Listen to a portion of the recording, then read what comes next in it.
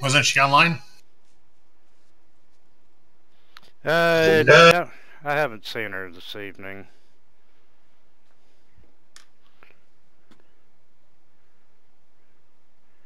We'll be ending a bit early. We'll be ending a bit early today too. Yeah, we're gonna end sometime between 9 and 10. I apologize. Early morning with work tomorrow.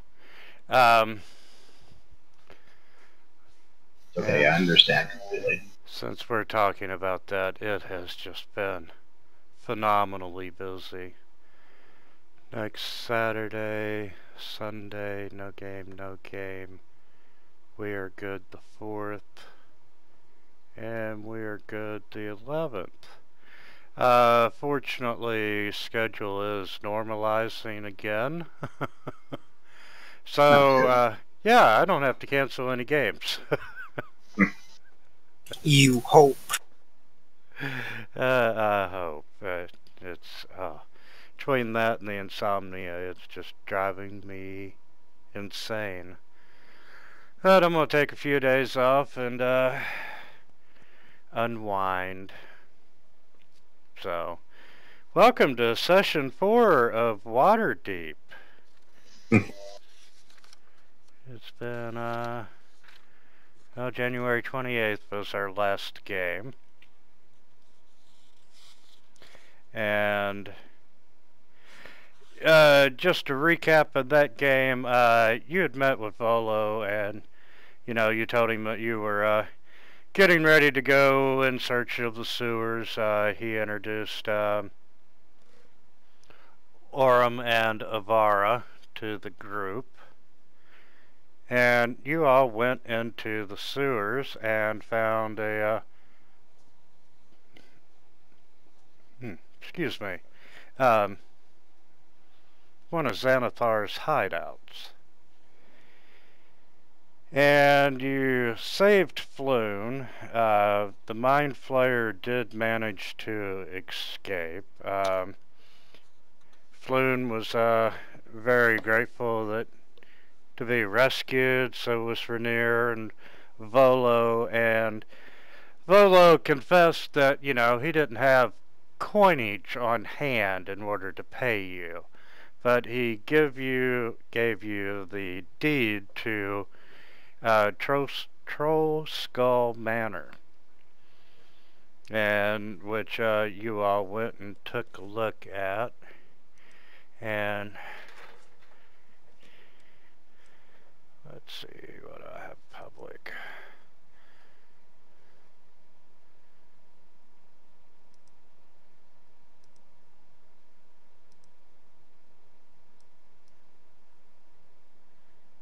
That's 132.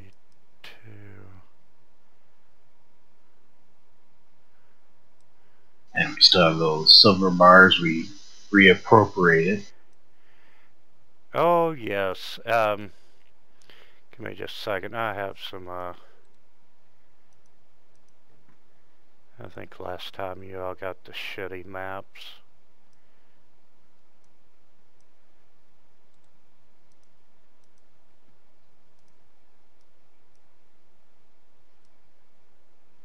Thank you, Zacchaeus.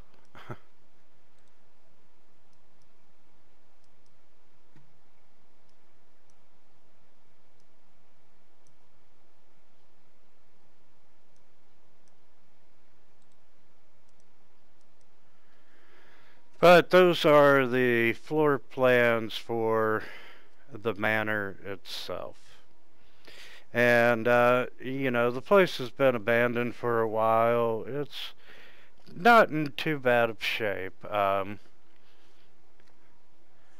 amount of gold that it would take to get the place ready for reopening is very close to the amount of silver that you have on hand.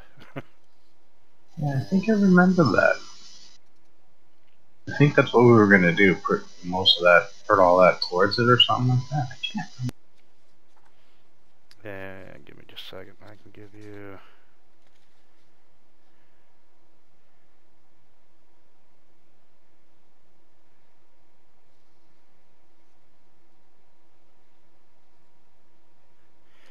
Yes, it's roughly one-time expenses. You're looking at 1,000 gold pieces for the renovation. And then you're looking at 250 gold pieces for licenses and contracts and all that good stuff. That has to be paid up front. And then you're looking at 50 gold every 10 days for maintenance and the workers and so forth.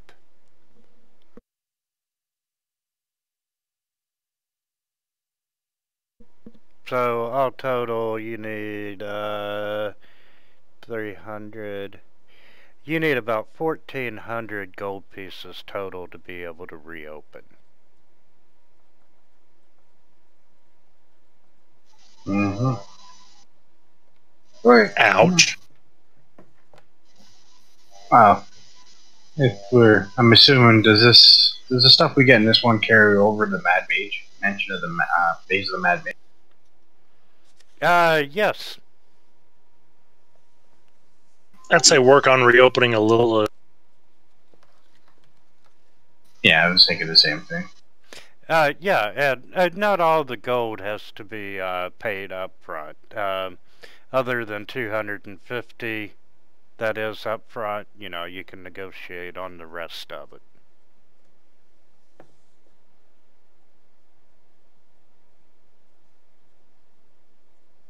And you need to be able to fence the silver bars that you have.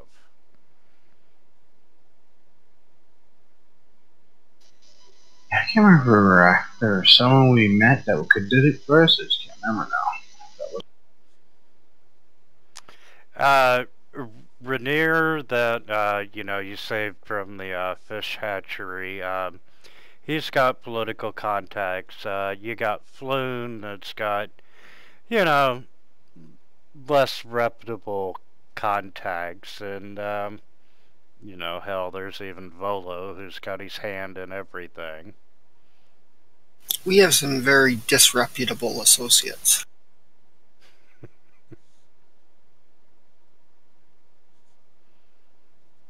Well, you know.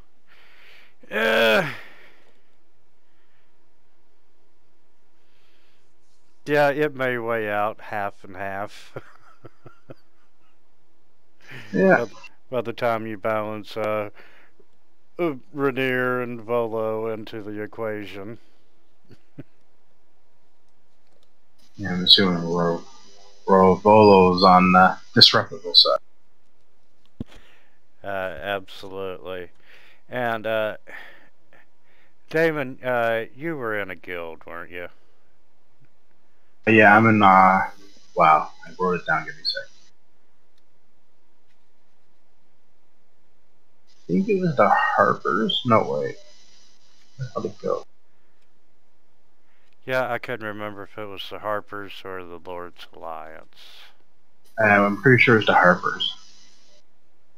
Because I was a faction agent.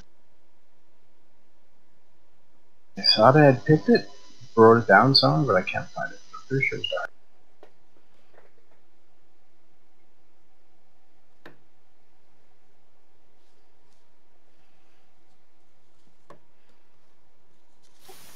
There's a place for it on your log tab.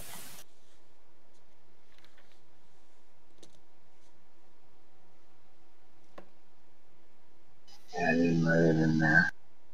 I haven't decided on a faction with this one yet. Yeah, it was the Harpers I picked. That's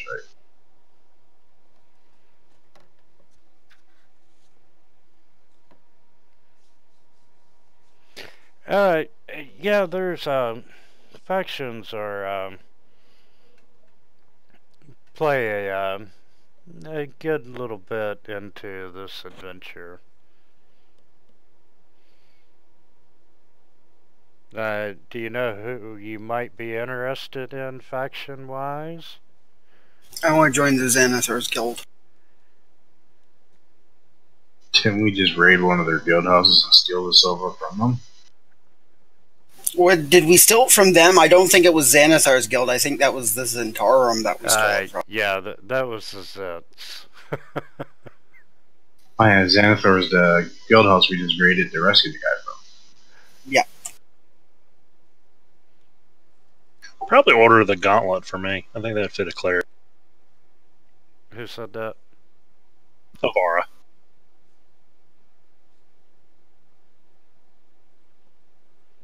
Yeah, before the game I was figuring out, and I'd kind of picked the gauntlet for you anyway.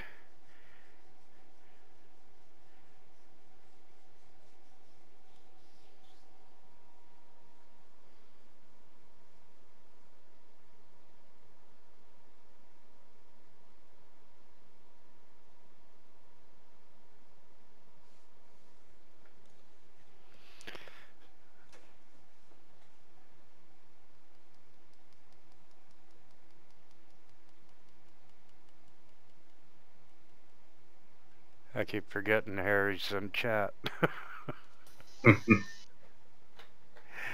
So, anyway, it is a, you got there, you took a look around, you know, I believe Harry even picked out his bedroom. Do you want to stay there tonight, or do you want to spend one last night at the portal? Is it still free? Yes. I'm going back to the portal. Yeah, me too. There may be bed bugs. Absolutely. Now, after tonight, you know, you'll probably have to pay for additional nights at the portal now. Okay. Fair enough.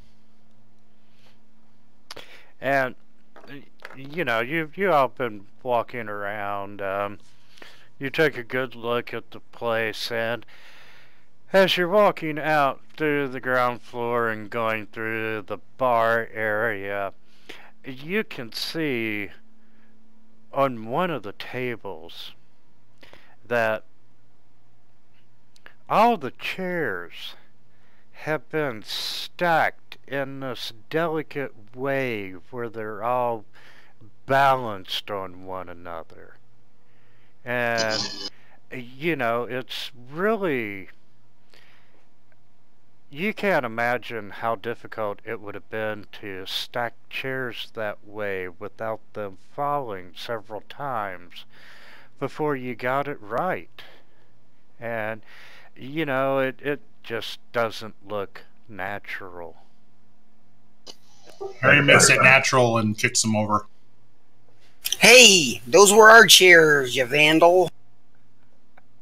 Those are ours now.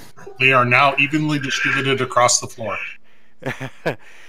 Okay, you kick the table and the chairs go flying and so forth. And you look down at the table and you can see where something has been written in the dust covering the top of the table. And you can see the words, "Get out."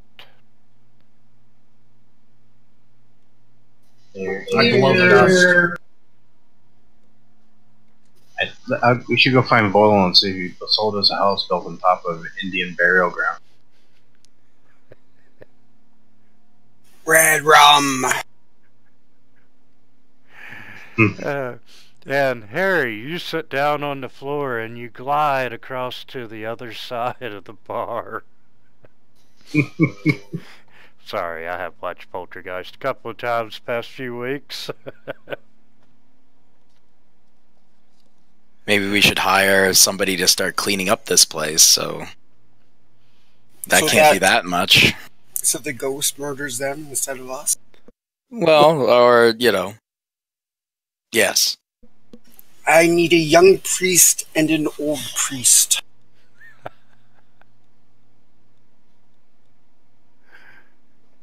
Just this way we don't have to clean it up.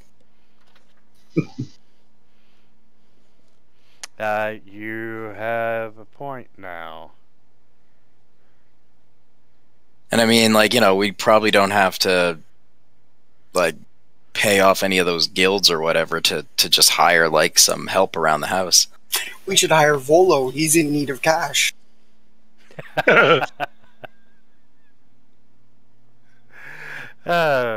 Well, other than the silver, how much cash do you all have on hand?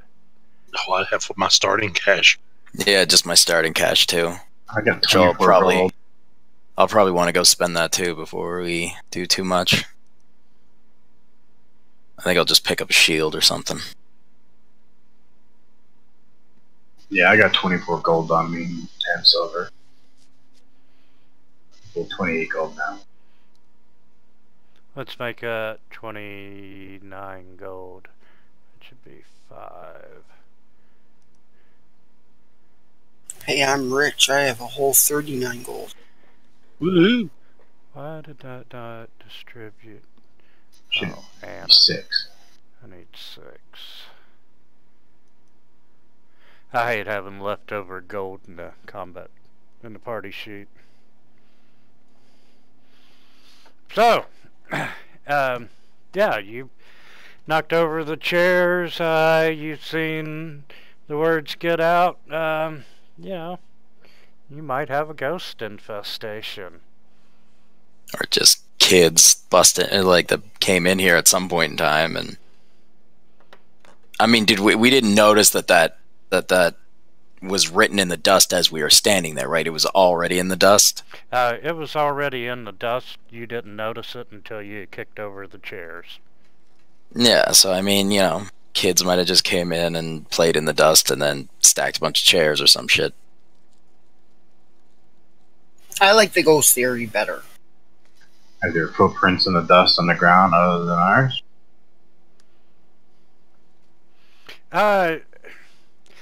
You know, you all walked in and you walked around so many times each room that, you know, you don't see any others than yours.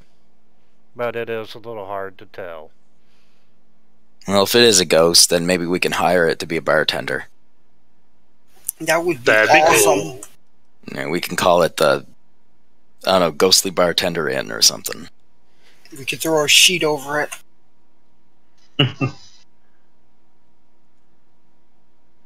Yeah, we can put like my old City Watch uniform on him.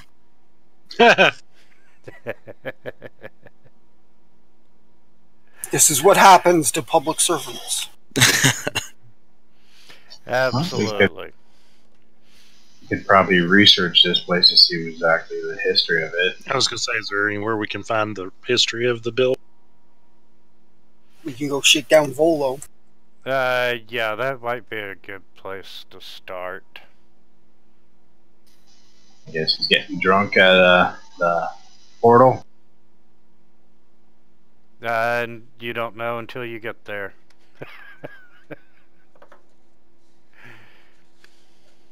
So, you make your way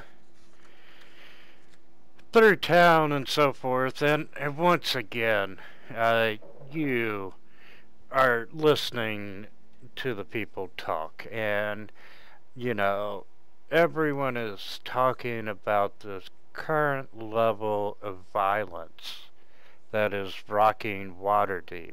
You know, the Zentarum versus Xanathar, and, you know, it's getting pretty bad. There's, you know, there's even been open bloodshed in the streets, as you gentlemen have seen, and, you know, as far as the City Watch is concerned, you know, keep that violence, keep the blood off the street.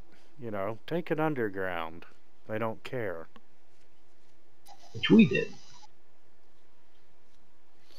But you end up making it back to the Yawning Portal, and the place is packed and rocking. Start looking around for Volo. See if he's. Yeah, you're scanning the crowd, and you're not seeing him, and you know, even Doran, the barkeep, says, yeah, I haven't seen him tonight.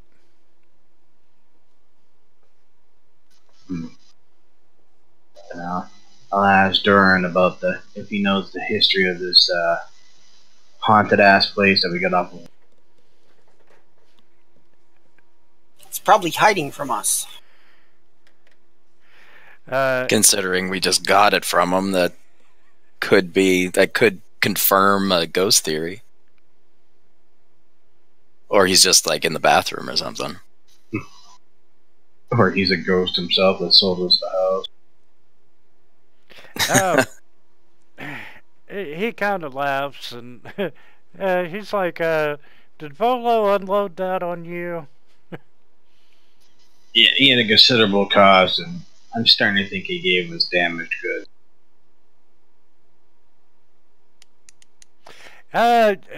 No, you know, it's pretty nice. It used to be a pretty nice place. You know, it was owned by a half-elf named Lilf. And you know, he loved that tavern. And, well, you know, he passed away a few years ago. And, well, you know, people say that it's haunted, but, you know, I don't know. Now it's a murder house. Yeah, you know, nothing bad like a murder ever happened there as far as I know, you know. It's like any bar, eventually you're going to have someone die in it. And, you know, if you're running a hotel with it, you know, you're definitely going to have someone die in one of your rooms. It's just the way life is. But, you know, a little bit of effort, I think it would be a fine establishment. Yourself, and you said his name was Loaf? Yeah, L-I-F. Okay. I'll get myself a drink, of milk, and a sandwich, and then go find a table.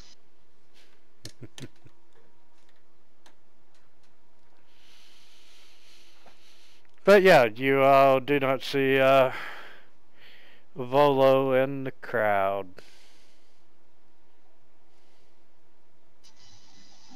But anyway, if everyone else joins me, I'll say maybe it's the stupid loaf guy who can't give up his bar.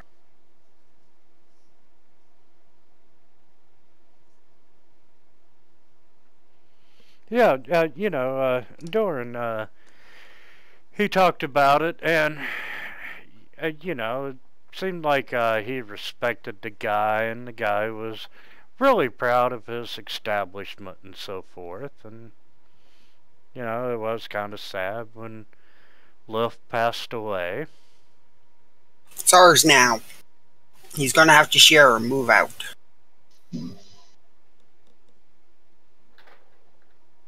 I guess we'll have to go back after we rest and see if we can figure it out.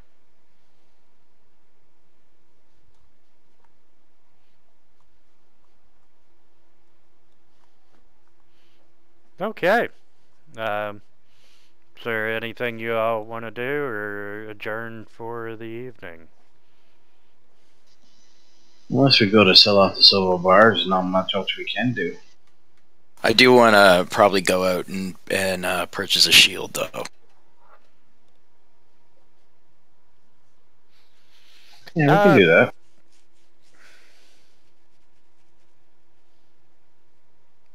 Yeah, you know, it's still fairly early. Few shops are open, so yeah, if y'all would like to go shopping, you just can't spend the silver bars yet. Yeah, I think I got enough for a shield. I think it's if it's same as in the book, I think it's just 10. Yeah, looks like 10 gold. I'm looking at the armory right now. Alright. Then I shall purchase a shield. Just in case.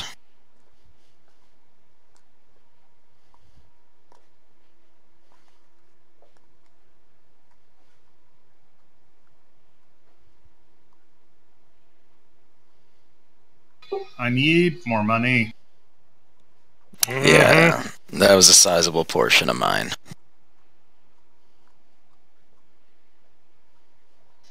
$30 gold ain't cutting it. You just got the town. How much Right. gold do you expect to have? I don't know. Let's trade in the silver and dish it out. Yeah, that's to rebuild We can. the Well, you're assuming I want it. I mean, why don't we just sell the house and we get all the money and split it up? Who's going to buy a haunted house? I don't know. Put it on the market. Find out. I don't know. I'm thinking maybe for retirement purposes, it might be nice to have a place to run. gives us a base of operations too. And it does give you income outside of adventuring.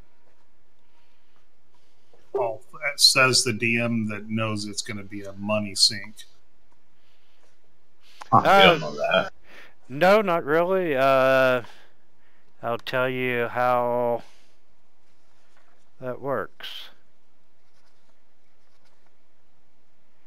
At the end of every 10 days, we roll a D100 plus 10, and we consult the running a business table in the Dungeon Master's Guide to determine whether the tavern lost money or earned money. So I never roll that. And if you have spent money on promoting your business during that 10 days, you can add 1 to the roll for each gold piece that you spent. Well, that's easy. We're going to spend at least 50 gold.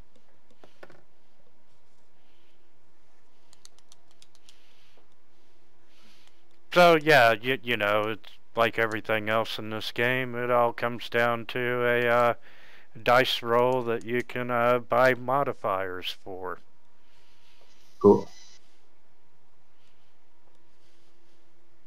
That's once we get it up and running, that is. Absolutely. Well, we should fix it soon before it burns down. Yeah, you know, like I said, 1,200 gold pieces, you know, that's a little bit of money, but that's not as lot for remodeling as it could be. And, you know, a contractor would tell you, start to finish, he could have it open in 12 days. Cool. Well, with my faction agent background, I have a safe house that allows me an access to a secret network of supporters and operatives who will provide assistance on your adventures. I know a secret set of signs and passwords, but I'd be able to use that to find someone to sell off the silver bars to.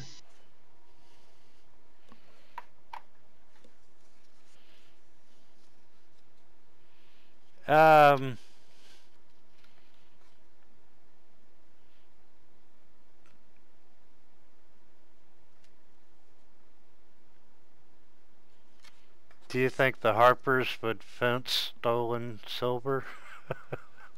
Yeah, I don't see that. Yeah, I was just thinking that too. Yeah.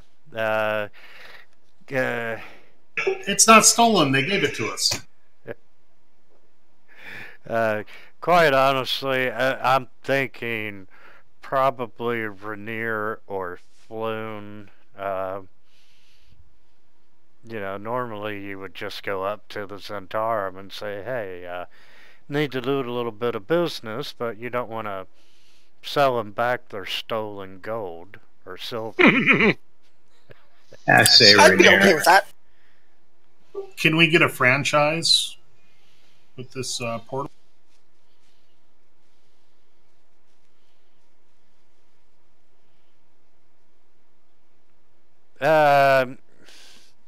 You know, Like maybe we can be the little hole. you know, he's like, talk to me after you get your place set up.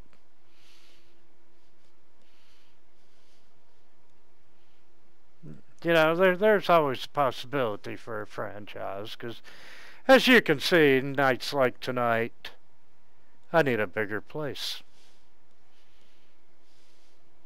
Yeah. Or you can just throw some of them in the hole that are too rowdy. And that should take care of our advertising for us if we franchise. The And yawning people. you hear a guy yell, "Whoopee!" as he's riding the bucket down into the hole. Oh, jeez. And they're going, wow, that guy's holy. Another adventurer off to seek his fame and fortune. Or death and doom. That's probably the case. He's a moron. Especially if he's going by himself. Future troll poop. Yeah, I'd say Rainier. I don't trust them. You trust the politician's son more? The disgraced politician's son. Technically speaking, Lord Nevermember was probably the biggest thief you'll ever know if it's true what they say about him. Yeah.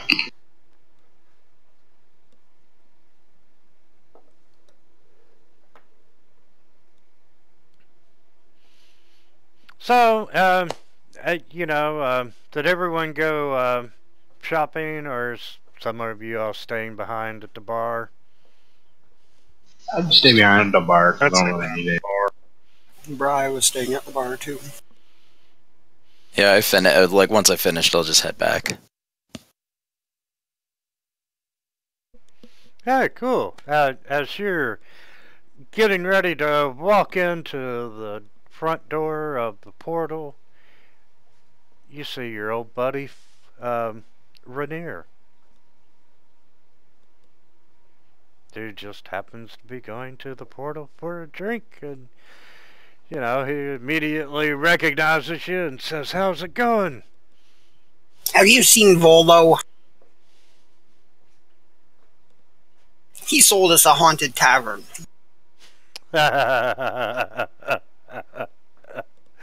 And Rainier just starts laughing, and he's laughing and laughing, and then he goes, "I've heard some people say some things about Volo, but never anything like that."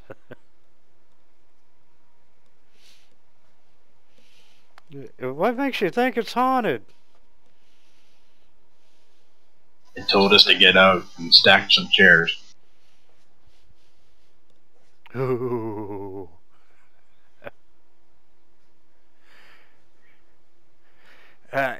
You all can fight Xanathar, but you can't handle a little ghost? Really, guys?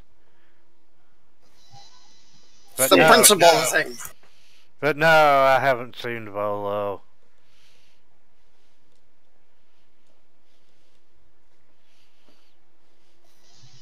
Well, guys, do we? He just pulls up a chair at your table and flags the waitress for a drink, and just sits down and joins them with your group. So, other than the ghost, what did you think about Trollskull Manor? It's a pretty house. It has potential. Yeah, absolutely. I'd love to see that old place opened up again. We need the capital. Maybe you'd like to help us get the capital. We have some silver to sell.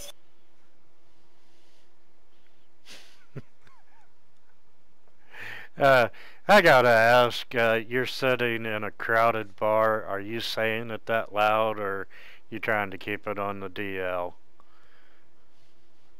Bry's probably not screaming it, but he's not, shy about it either. I'll be watching the room and make sure no one's if anyone's listening intently to our conversation. Yeah, why don't you make a perception on that? Oh, I forgot my perception is going to be +2. So I probably rolled a 3. Yeah, Orm would be looking out too, looking for anybody that looks disreputable. That's the entire tavern, including us. Yeah. Well, Orm thinks almost everybody is disreputable.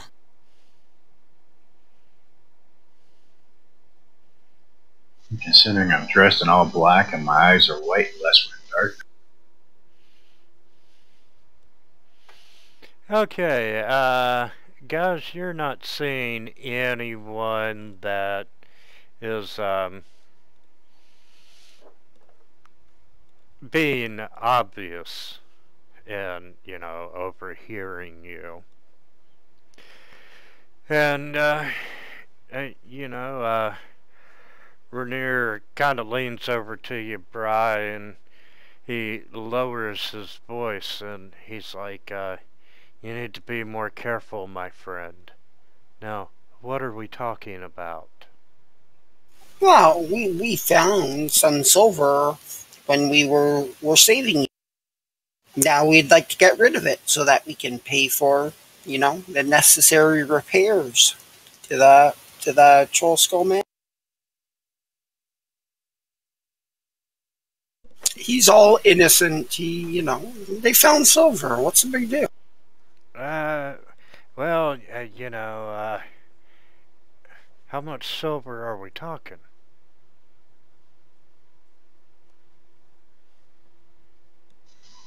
It was 15 silver bars.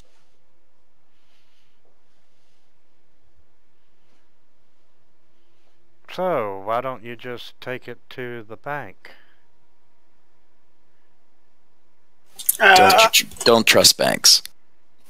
I believe some of my companions are concerned because the bars might be stamped.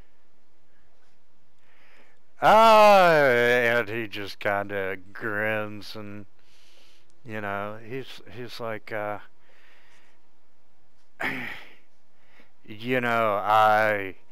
I personally cannot help you, especially with what you're needing done concerning not, I can't be involved in it because of the rumors currently surrounding my father. True or not, but, however,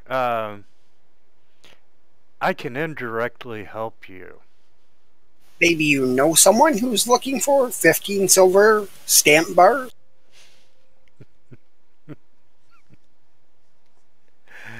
I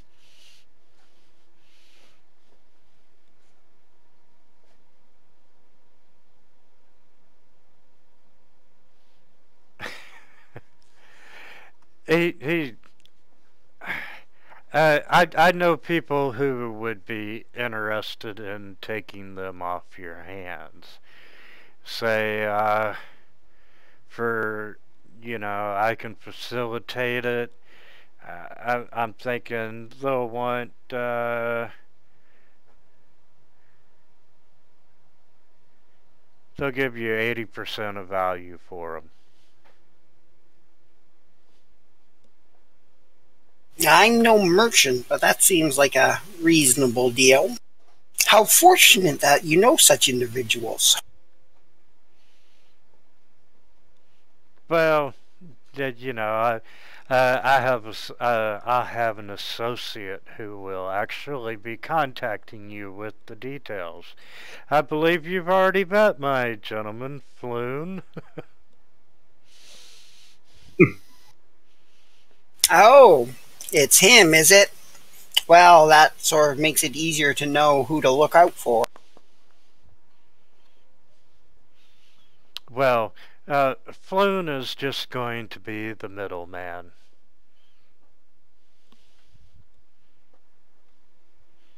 And, I'll have Floon come round tomorrow and tell you how the trade will happen.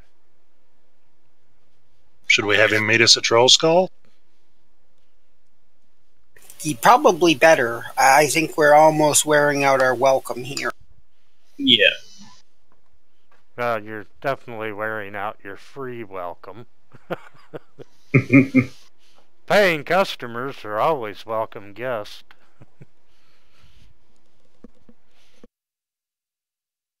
The only worthwhile welcome is the free welcome.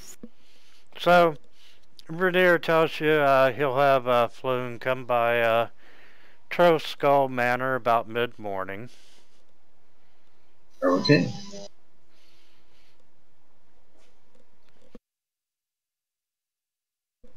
And after that, you know, he's like, oh yeah, I forgot to mention, y'all owe me a beer for that bit of information. And he flags the waitress and says, one more, they're paying. Okay.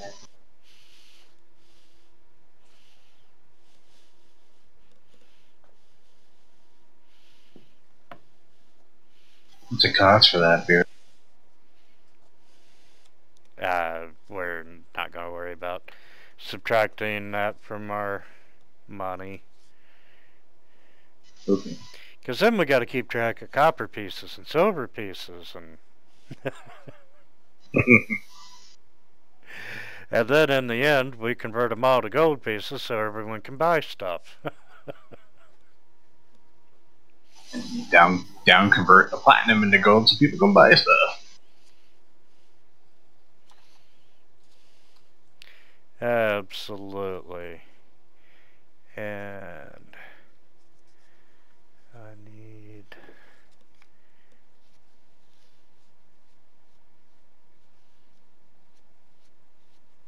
Stop trying to get rid of our haunted bar. Maybe it's a nice ghost. Yeah, it could be good for business, you know. Yeah, if it's legit and it is that guy who loves his bar, I think having like a ghost bartender would be sweet. I would agree. Me too. Me three. Plus, I wouldn't have to get up to get my own drink. They could just float on over. We can technically do that right now.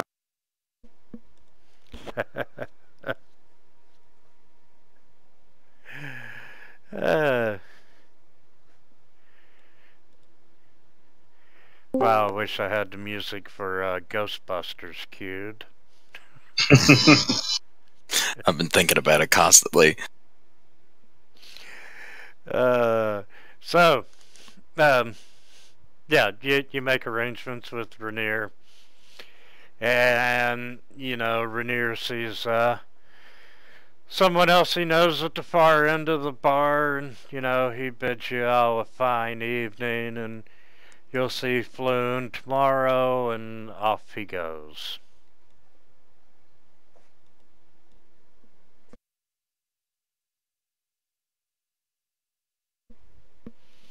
Anything else character-wise y'all want to do before you call it an evening? That's a good night's rest.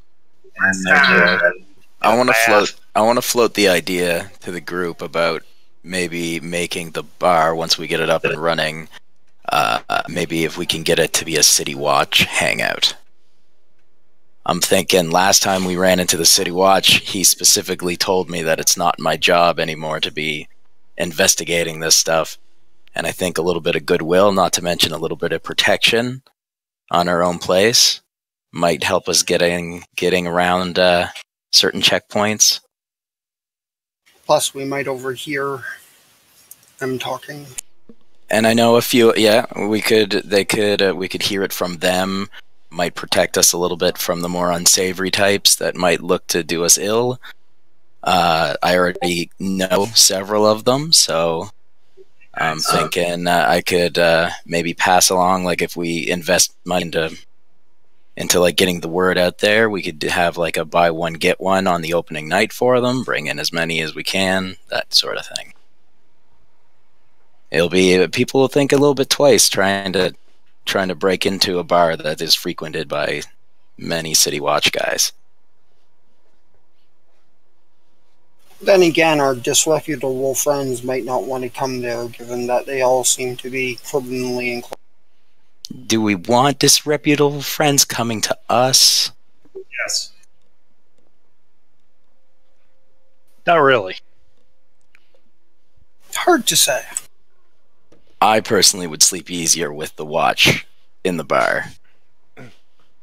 Well, yeah, you know, you could have it be a City Watch bar Monday, Wednesdays, and Fridays, and a criminal titty bar Tuesdays, Wednesdays, and Thursdays. Oh, God. Well, once they funnel us with gold, maybe we can buy the place behind us or something and have a backdoor policy. We can have it as neutral ground for both. Ooh, that's an idea. Since we're probably interacting with both a lot.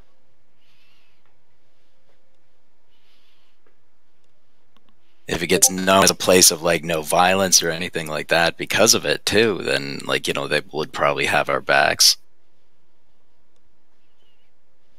Yeah.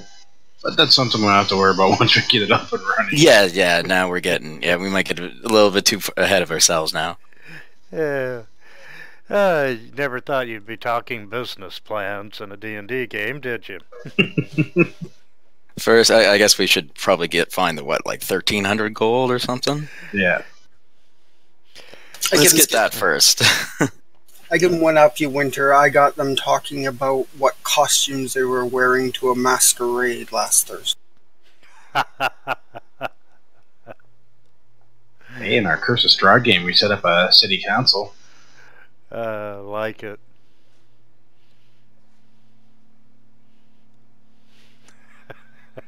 Shit, that was after we killed the city mayor. I really wanted to do my Strahd game as a bunch of, you know, semi-troubled rich kid teenagers, you know, forced by their parents to join the Waterdeep Junior Chamber of Commerce. And, you know, the Chamber of Commerce meets Strahd. Oh, so yeah, you have a lot of possibilities, and if you want to spend a little money, you can make a little money. Yeah. And you know, it's out of game. You don't have to keep the bar. You're welcome to burn it to the ground, try to sell it, do whatever you want. It just does give you a nice home and base of operations. You know, if you want to try and sell it and buy something else in Waterdeep, you're welcome to as well. I think a bar and a place is a pretty good place for information to come to us instead of having to go out to it all. Plus, we don't have to go anywhere for drinks. This is true. So, let's get to bed early so we can get up really, really early while it's still dark and go visit the ghost. Okay. It may not work that way for us, but we may have to actually spend the night there for the ghost to come to us. But yeah, let's do that. Let's buy a broom and we can just throw it behind the bar and say clean up and then just go off to bed. Alright, everybody, get into bed. See you down here 4 a.m. Okay, yeah, everyone goes upstairs, they're in their rooms, and Damon, you had just turned out the old lamp that's there in your room. You're laying there listening to the sounds of the bar down below, and you can hear this faint tapping on the glass of the window looking outside. And it's kind of muffled tapping. It's not like something hard hitting the window. I get up and look out the window without opening it. Just at 120-foot dark vision. Do I see anything?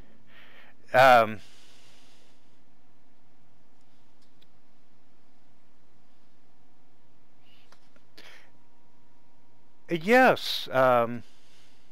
Seems that be a raven. I don't hear a heartbeat under the floorboards, do I? No. You've already joined the Harpers, haven't you? Yeah. Well, I pick it as my faction for my faction. Yeah.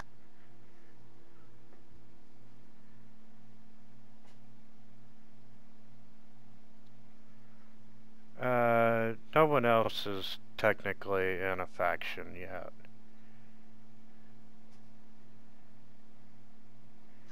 I go, okay. Wrong window.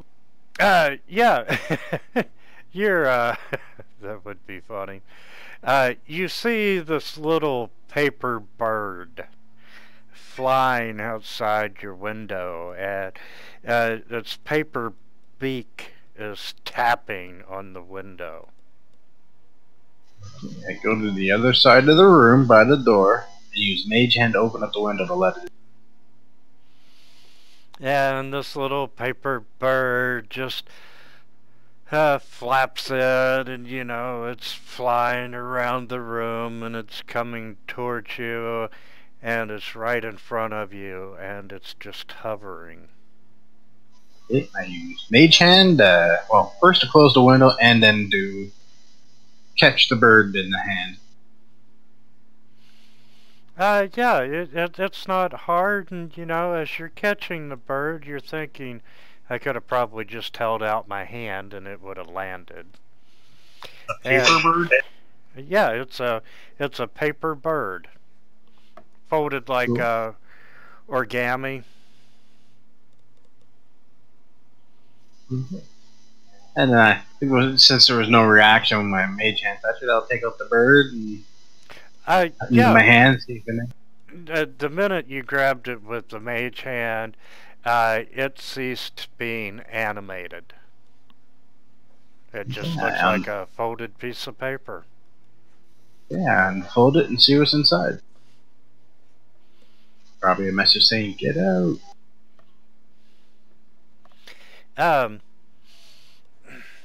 There's a note on it, written to you.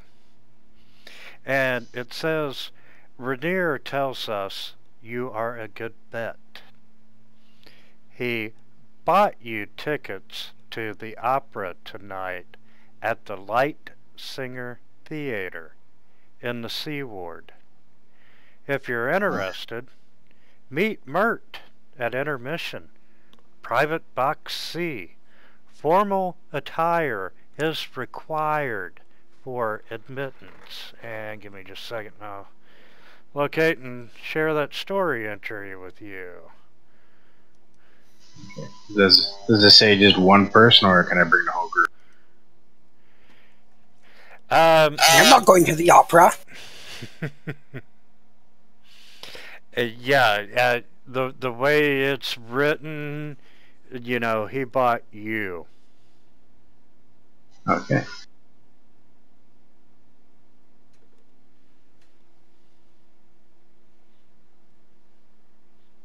Oh, wait. I apologize. Along with the paper bird are tickets for the entire party to go see The Fall of Tiamat. Okay. An opera sung in Giant, describing the evil dragon queen's defeat at the Well of Giants, or at the Well of Dragons. Sounds horrible. Sounds interesting. Why would anyone do Sounds that very to interesting. themselves? Are giants known for their opera? Oh, I'm about to find out. Yeah. I'll go around to the other group's rooms and let them know what I got, the message I got. Sounds intriguing. In the middle of the night, you woke me up for this? I'm Yeah. so kicking you in the knee. Okay. I guess we'll have to find some. Well, I'll go find some dress clothes. Formal attire.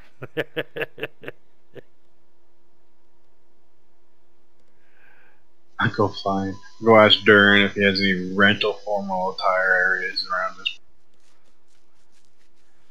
I gotta say, that is extremely specific for them. The follow Would vestments count? Your dress vestments. Hey, I have those. I can put on my City Watch uniform, I guess. I don't know. I have a vest. Well, you know, the opera is not until tomorrow night. Yeah. And, Yeah, know, I figured just because. maybe you'll have some silver between now and then. Sounds good to me. I just said, okay, it's for tomorrow night. Just let you guys know. Then I go back to bed. Okay, and you know, it's a little noisy. You're sleeping on top of a bar, but you know, you have an uneventful night. 4 a.m. No, he doesn't. I'm totally waking him up every hour on the hour. I have some news to share with you. It's really important. I'm And not then it'll be going to nothing. the opera. It's funny. I sleep right through all the knocking on the door because the bar below and they don't.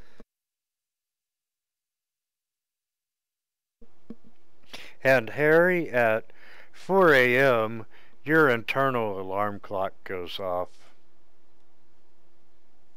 Bing! Harry's up. He's going down the hall. He pounds on the doors, heads down from. I join him 3 hours later. Oh no, we're leaving promptly at 4:15 for the ghost place. He comes downstairs. We're already there, waiting on him. What took you so long? Let's go!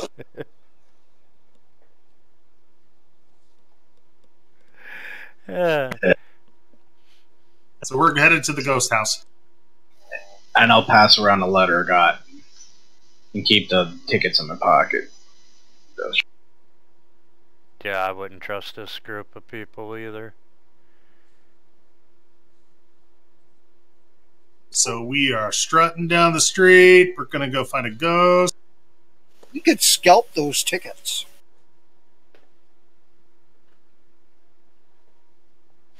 I don't know, this may lead to something more interesting and more money for us. Yeah, the little bit of money that we get for the tickets is probably not worth it. Just You guys are saying this on the way to the ghost house, right? Yeah.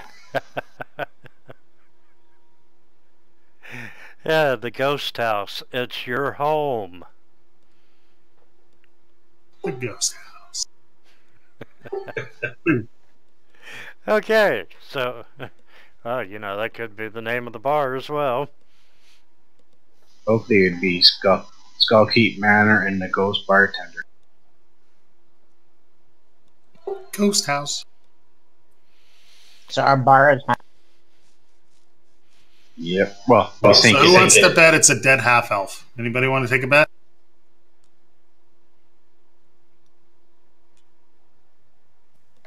Do we know who did half up? Yeah, the prior owner, right? Yeah. Anna, you hadn't made it yet. As they were leaving after checking out the manor, they found chairs stacked on top of the table, you know, in that delicate balancing ghost way. Poltergeist, yeah. Yeah, and Harry kicked over the table, which revealed written in the dust on the table the words "Get out." Fun. And they talked to Durin at the yawning portal, and a half-elf used to own the bar, and he was very proud of his establishment and so forth, and he died a couple years ago, and everyone says that, you know, his place is haunted. Okay. All right, good to know. I'm sorry I'm late, by the way. That's okay. Not a problem. Okay, well, you know, it's 4:22 in the morning, and you're standing outside of the ghost house. I'll just be walking right in. Yeah, it's our house. And I'll be just finishing because it's 4:40. Let's go in, make a lot of noise, break up into search parties, and turn this place upside down. I just go in and start cleaning. Yeah, start Well, straightening is it light on the- cleaned? Is anything different when we walk in? Nothing's different that you notice. You know, there's a lot of clutter going on, and but you don't see anything moved as far as dust marks that you can't explain that you did last time you all were there. You know what I mean? Yeah.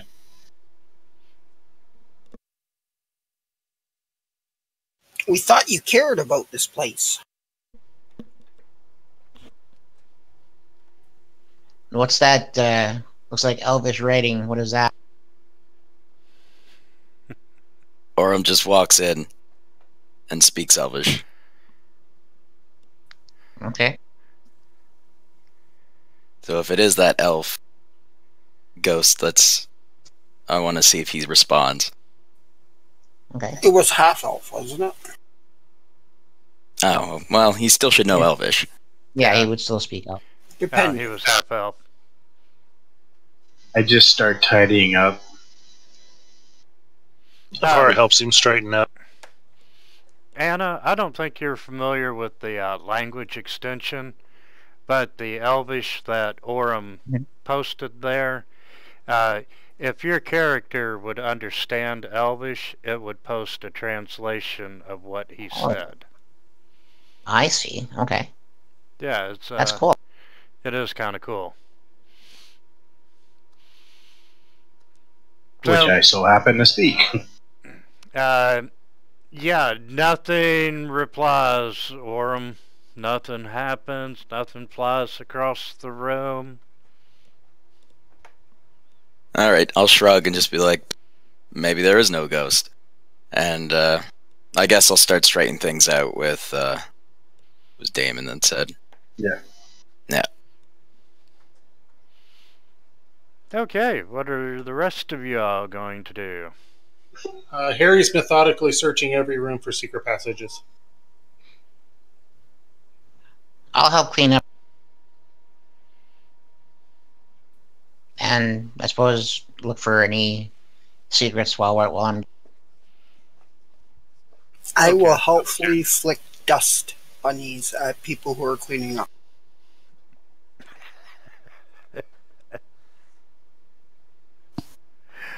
I'll tie Bri to a stick and try to just clean up with him like a broom. Hey now, I can break you in half. And then I'd still have 2 pieces of me bigger than you.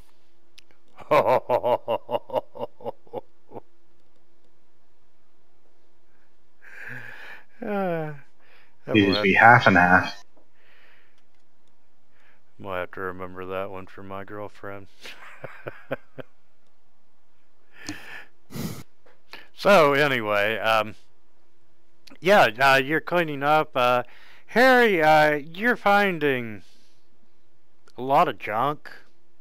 Some of it's maybe interesting to you as a character. Some of it's not. But you're given every room a good look through, and the rest of you all. Searching all the cushions for loose change too. Not a problem. The rest of you all are downstairs, and everyone except Bry is being helpful and Very helpful. I'm finding all the dust bunnies. I'm moving them over to them so they can easily sweep them up. Are you all? What are you talking about as you're cleaning? I mean, are you just shooting the shit? You talking future plans for the bar? Future plans. A little future plans. Maybe talking about what do you think what we do expect when some of us go to this opera. Maybe like small talk, just to kind of get a little bit more idea of who everybody is, since we just kind of were thrown together. We could always burn the place down. Let's see if that gets a reaction. I don't think that would necessarily get rid of the ghost. Not trying to get rid of the ghost. We're gonna save that comment for like mid-morning there, Bry. Alright. You're sweeping, you're cleaning, you're straightening in the very early morning hours. I think there's some good potential here for a bar. Get it clean and neat and real. Yep. Yeah, you've talked about the potential. You talked about where you want to go. You talked about what's the first step, which probably would be, hiring someone to come fix all the windows that are broken. Yeah. Where to hire contractors and Where to get an axe to turn the place into kindling. And Anna, you're around one of the tables, and you're sliding the chairs up underneath the table, making the place look presentable. And you grab a hold of the one chair, and right before you can give it a shove, it seems to slide out of your hands and underneath the table. She's a witch. She's a witch. She moved it with her mind. I say thank you. See if she weighs the same as a duck. Yeah, and you say thank you. You move on to the next chair, and right before you can give it a shove, it does the same thing. Okay. I say thanks again. Burn her.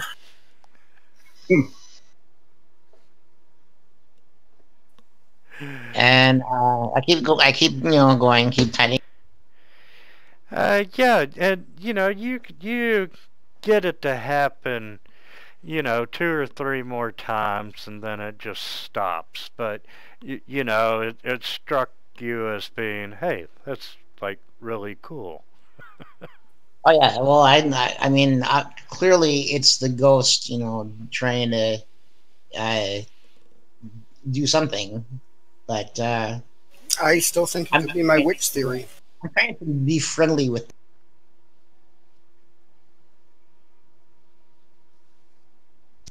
At least that's my plan so far. And Bry, later on when you've gotten tired of moving dust bunnies, and you make the comment, we could just burn the place down. And when you say that, it's like someone tore apart a vacuum cleaner bag, but all this dust and debris just falls down from the ceiling on you. I told you Anna was a witch. I'm getting my torch.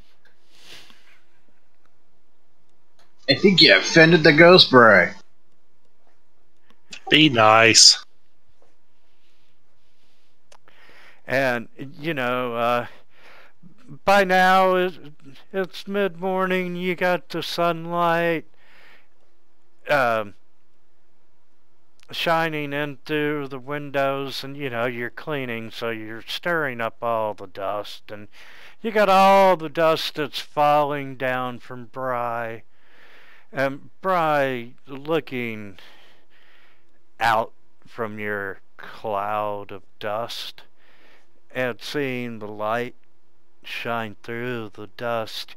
You can see it start to coalesce into the words, "I don't like you." Yeah, well, you're dead.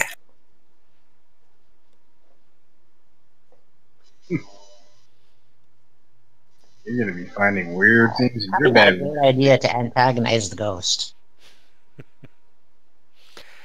And there's no response, but the dust you can still see says, "I don't like you."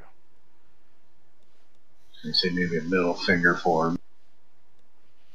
I actually considered going that route, but refrained.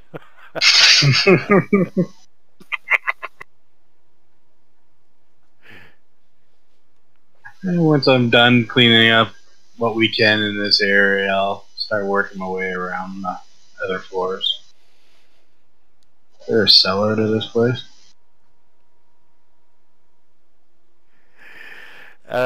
No. It is all above ground. Okay. Another bad design decision by incompetent half-elf bartenders. I think you're going to be sleeping somewhere else for a while.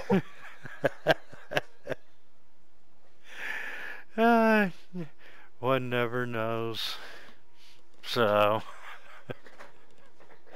yeah. Harry, you haven't found anything of any real value? Or any... Let me make sure you haven't found any secret doors.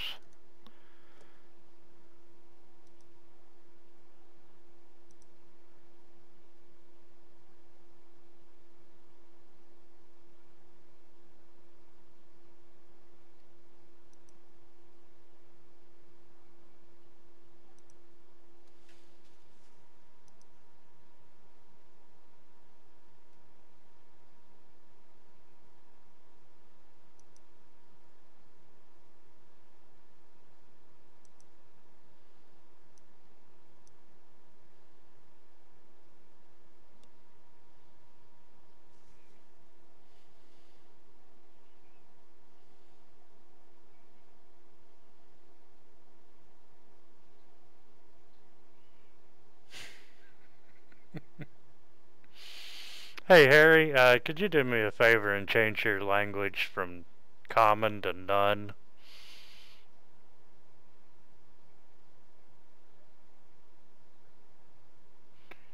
And... wait, I'm sorry, there is a basement.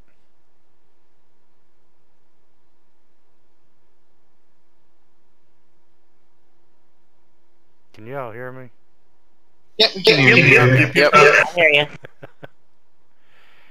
Trollskull Manor players.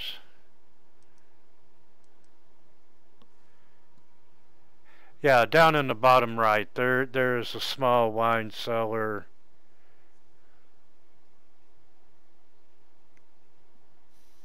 I'll head down there. Hey, they got a nail cellar. What was that? There's an ale cellar downstairs. Okay. And yeah, there's no secret doors, passages, other than the hatch to the basement behind the bar.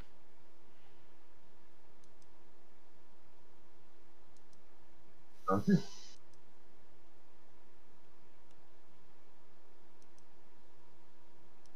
Yeah, I'll go down and check out the cellar, see if there's anything interesting down there. Clean up, tidy up a bit, I guess, down there. Yeah, there's a lot of spider webs that, you know, you'd imagine in a cellar of an abandoned house. That's been that way for several years. How long has this place been abandoned? You know, I'm going to say at least 10 years. All right, cool. And I'll call up from the basement as I'm down there. Someone may want to watch out for our contact to get rid of this silver. Should be here about mid-afternoon or mid-morning. Is there like beer and wine and stuff still here, or is that all? I'm pretty sure it's not good. Yeah, none that would be any good. What about the wine? Wouldn't that get better with age? Depending on the storage, yeah. Yeah, if it was constantly tended to. But Oh, okay. Might just be like vinegar now. yeah, I see. you gotta rotate bottles every so often, and Yeah, I don't know anything about.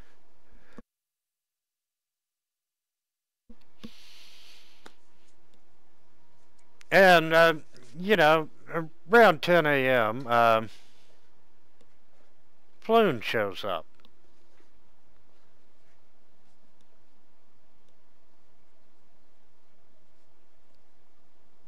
Okay. And, you know, he,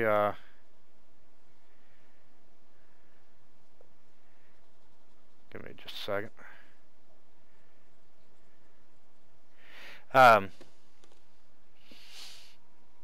You know, he just walks right on in. Hey guys, y'all open for business yet? Not yet. If you're looking for dust, we are. Yeah, and we've got lots of vinegar for sale.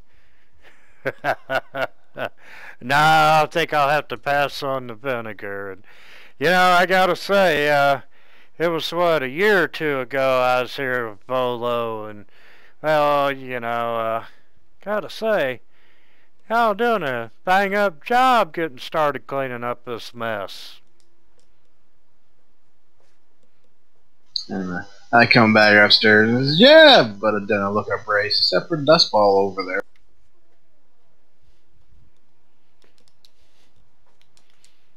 Yeah, it just kind of looks over at Bro. What happened to you, brother?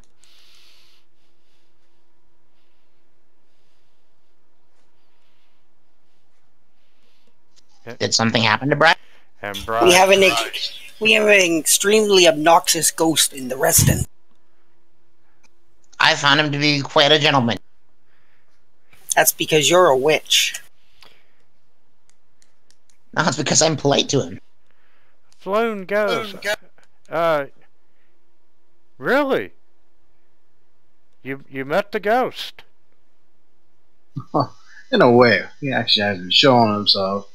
Just helped out and dusted the old pig pen. Well, yeah, you know, I haven't even had the privilege of meeting the ghost. Y'all are very lucky. That was the reason Volo bought this place. So we could pawn off a haunted inn on someone unsuspecting? That sounds like Volo. Oh, no. Volo's been working on a new book for a couple years. You know, the Guide to Spirits and Haunted Houses or some shit like that. And, well, you know, he bought it thinking, It might make a good story for the book, or, you know, at least inspire him. You know, he's a good writer, but at times he's just got this horrible writer's block. If we can get on the ghost's good side, it could actually be a way to get more people to come to the bar. Wow, that would be a gimmick. Yeah. And yeah, it really would. That'd be kind of cool to have a ghost pouring you a drink, and, well, you don't have to pay him shit. Yeah, so be nice to the ghost. And I look at Bry when I say that.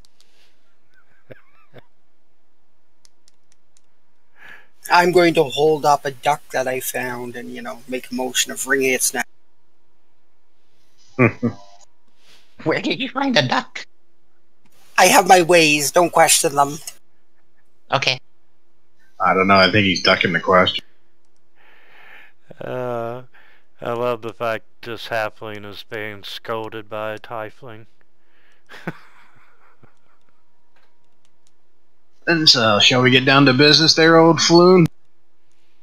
Yeah, Renier said, y'all needed to, convert some currency. Yeah. We happen to come into a lucky windfall. Yeah, that's good. What kind of...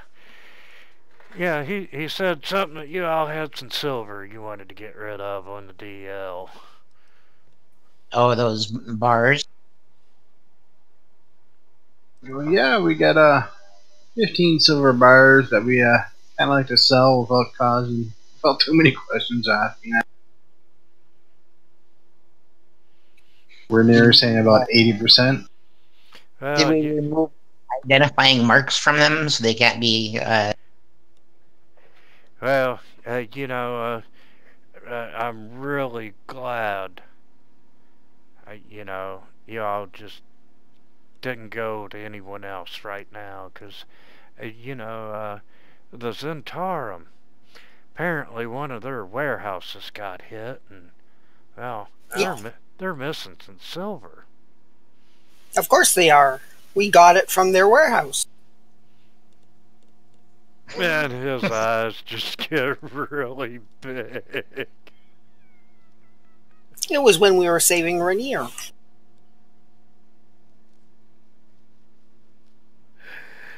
What Brian needs is it just appeared in our bags. Yeah, Floon's like, man, I don't want to know details. I don't want to know details. I know there's no way that this could be the Zentarum silver. Nope. No. And Bryce says, no, it really is. Bry's just screwing with you. You guys are dishonest.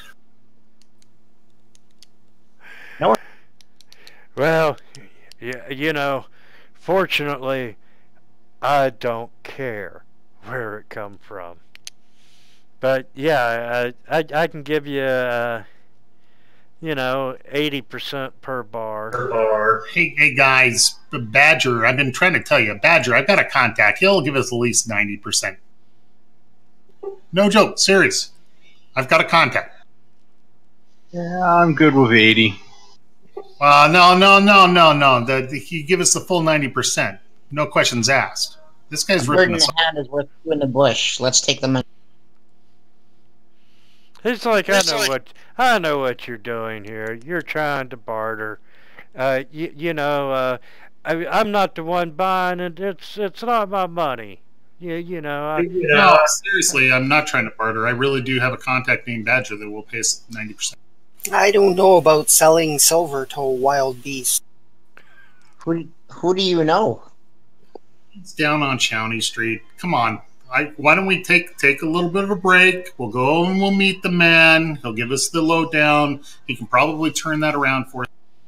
Well, this maybe should have come up last night when we were discussing it before. I tried. I brought it up. Look back through the chat. I mentioned Badger. Okay. Who is this out of character? Who is this guy that we're talking to now? You're talking to Harry Toe, and Harry Toe has a contact named Badger. Harry Toe is pretty well in with the local underworld here in the city, if you know. How about this? We sell, say, half of it to Floon and the other half to your contact. That way, we didn't waste Floon's time, and you still get rather than doing that, I'm willing to give my 30 gold back to the pot, and you can use that for immediate investment. And why don't we do all of it with Badger? No. I say we go with the people we all personally know. Well, this guy you don't personally know. We rescued him from an imprisonment in a Xanathar's. Yeah, I think he means. I think he means we don't personally know Badger. If that's the no. I know personally. I know Badger. Yeah, you can say he's kind of like family. Sure, but the rest of us don't. Is that what you meant? No, I mean the guy right here that we rescued. I don't know him. Okay. I really don't know him. Right? You know what I mean. Okay, well, how much of a difference is 10%? Well, it could be a couple hundred gold from the sound of it. Well, I'm still good with 80 because we made arrangements last night. Yeah, I don't like to renege on deals, you know. How many bars do we have? 15.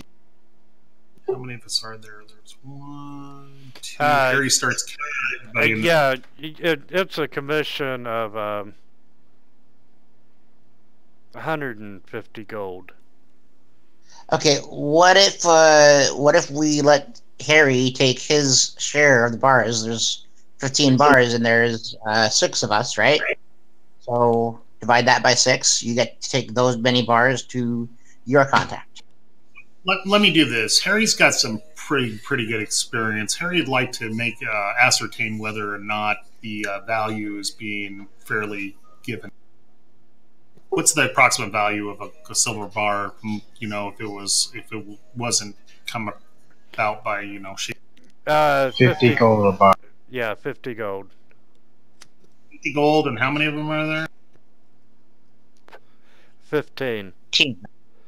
Alright, so that's 750 gold. 750 total. The difference is 75 gold. Oh, he's going to give us 675?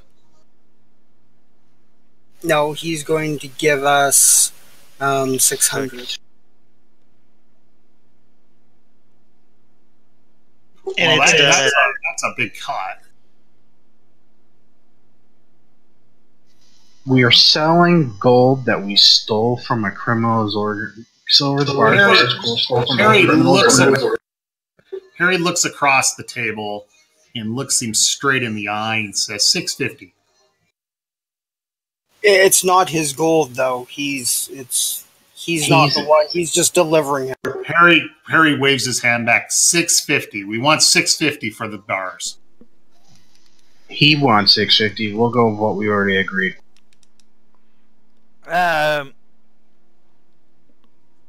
You know, Floon kind of sticks his hands up, and he's like, you got me, fellas. And cuts into my cut, but yeah, I'll give you 650. All right, I can live with that. Good. Everybody's.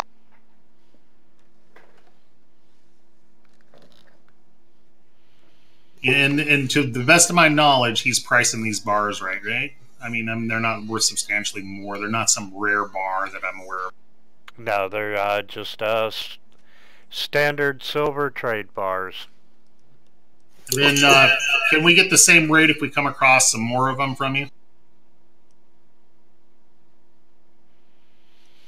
Yeah, I feel sure that my employer would be interested in, taking what you can. They have reasons for buying back money like this. Well, they just made 100 gold pieces for the transaction, so You know, I don't know what they do, if they melt them down and reforge them or what, but, you know, I know they get their money out of them. Oh, that sounds great. I'm happy. So, 15 silver bars in exchange for 650 gold pieces.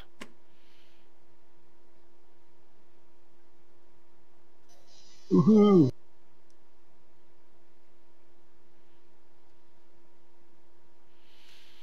And distributed in the party sheet.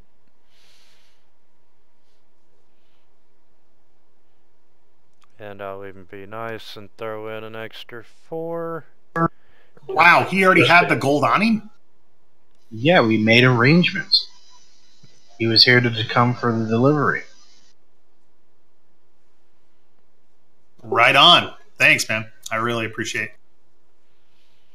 Yeah, Floon's like, you know, it's a pleasure doing business, and, you know, y'all need me anytime else? I've got a few contacts, and you know, the gentleman you talked to initially just couldn't be involved in this situation.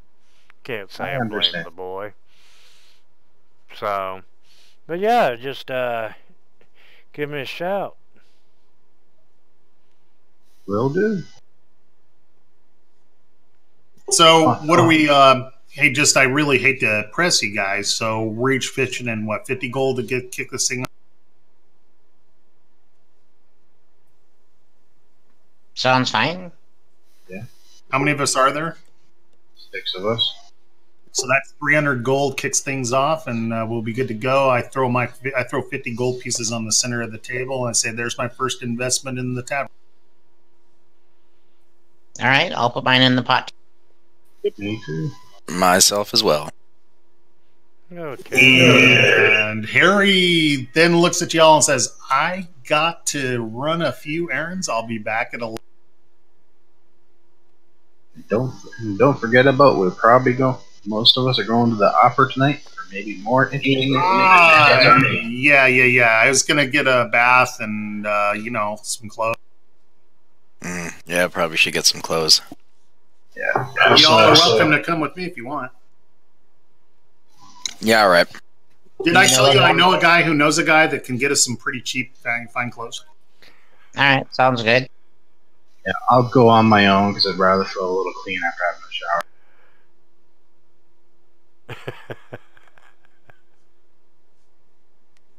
Yeah, I subtracted the 50 from my account, so I'm down to 88. Yeah, so do I. Everyone make sure they edit their gold. Yeah, I subtracted 50 to put in the party, so I don't know who wants to. We got 300 gold in the party fund. Yeah, that's just gone for expenses. I mean, we don't really. We can make a note about that if we want. It's beginning repairs. So, what that gives you... Actually, before Floon goes, I asked him if there's any place where you get rent like some fancy clothes. We might just be able to open the tap room with some like 1 or 2 choices of beverage and call it good with that money. You know what I'm saying? Or even if he knows some repair guys that work for good rate. Before Floon goes, he's like, now, you know, some of these guys are more reputable than others, but, you know, he gives you a list of carpenter and so forth, and he's like, now listen, guys, y'all know this is Waterdeep. Make damn sure you have your guild licenses and all your contracts. you don't want that headache. And, well, that's what I figured the first little bit of money goes towards. Do you guys want me to take care of that? I can take care of that while you're off shop, and I know the guy. I can get the guys here. I'm just offering help. I mean, I know that I can get us the help here right away. That's okay. They're always over there next to the Home Depot parking lot. They'll jump in. Okay, 300 to the fund. which paid your guild licenses and your contracts. And I figured we needed to get the license and contract first before we did anything. And it pays for 10 days for 4 workers. Okay. Can we name them? Let's make sure the ghost knows that he has to help. That's his version of paying for his rent. Oh, these workers do not get paid if they run from the ghost.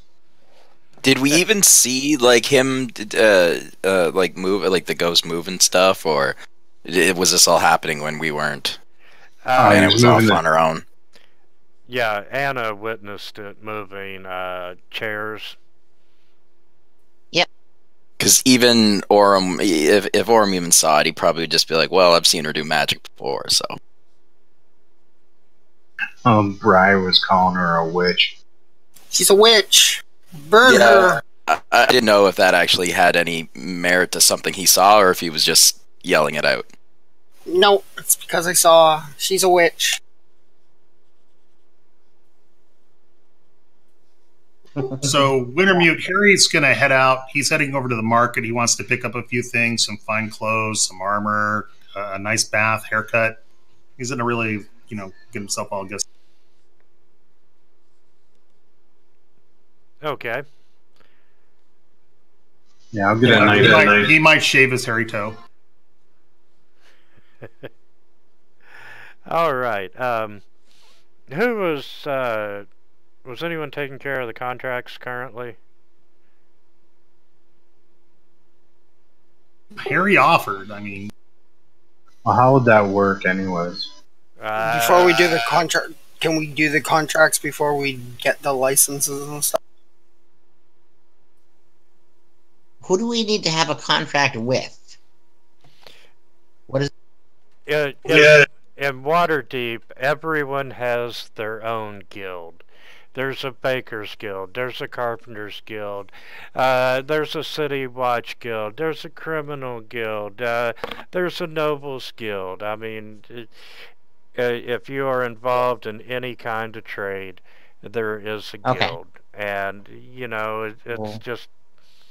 Think mafia-style guilds. They can get violent. They want their dues. They'll shut you down.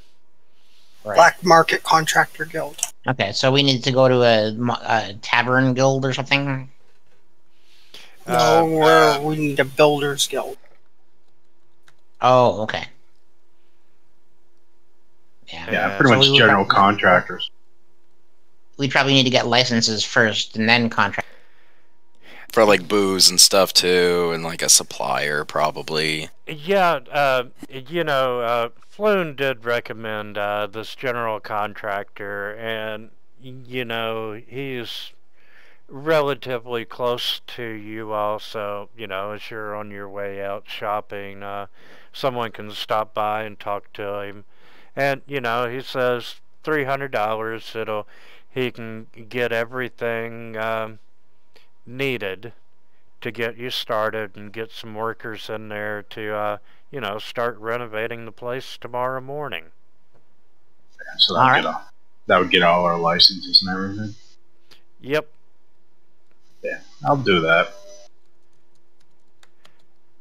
And so can we buy armor and clothes just off of the... Yeah, you sure can. Is it just regular price? Because I was going to get like some armor. Yeah, it's Waterdeep. Everything's regular price, and most items are available. Can I sell my old stuff? Yeah, half price. Awesome. Okay. I'm going to get some fine clothes and studded leather. Yeah, I'm going to pick up... Go for it. You hire Bob the Builder. Unless someone else can come up with a creative name, you're stuck with Bob the Builder. I like Bobby. Bobby works. I use Bob for a lot of things. Yeah, Bob has, you know, he's taken everything. He ran by the property real quick, took a good look at it. Told you initially, you know, we're going to start here, here, here, and here, and he'll have people there first thing in the morning. I warned him not to suggest burning the place down. And, If I burn the place down, you all won't pay me again. yeah. Kind of as we were leaving, I was just saying, Loon, we're getting the place fixed up. Please don't screw with the contractors. Maybe help them occasionally. Don't scare them too badly. Yeah, we should probably warn him about the ghost. He might increase the prices. I spend 2 gold on the bath and cleanup. Yeah, no problem. I'm guessing Damon, you said something about going shopping as well. Yeah, I'm just going to go buy myself some fine clothes that are pure black with a little silver trim. I'll subtract that and just get myself generally washed up. Mine are really fine and a little extra baggy so I can wear my studded leather underneath. Okay. I'll pick up some fine clothes as well. I do too. Then mine are cut so I can wear my armor underneath.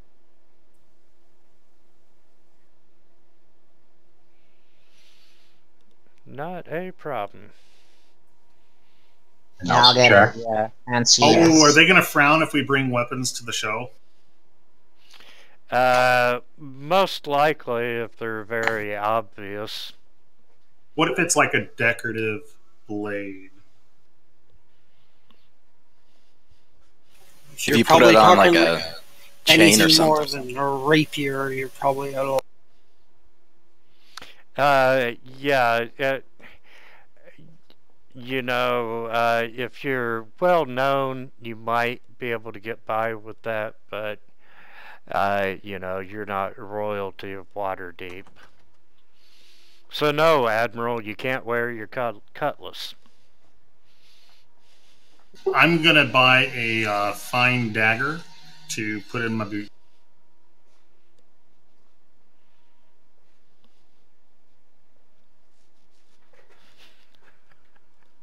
So I take it like it's double the price or something?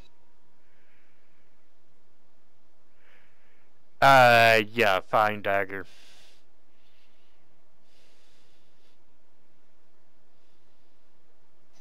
I am my own weapon. Ooh, that's very zen.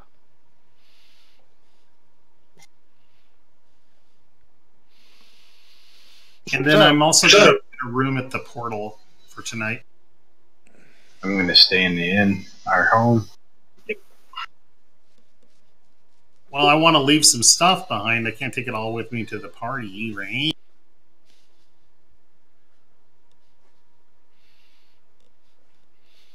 Got a You point. can leave it in our house.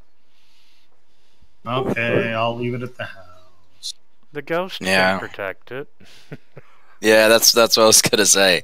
I'll drop my stuff off in my room and just be like, "Hey, ghost, make sure this doesn't go anywhere." Well, I would have figured one of the first things we did was fix up doors and stuff like that. But it'll probably take a while to replace the windows, so you know the doors are only so. You know, what you did today was not enough to totally secure it, but you know, you're getting there.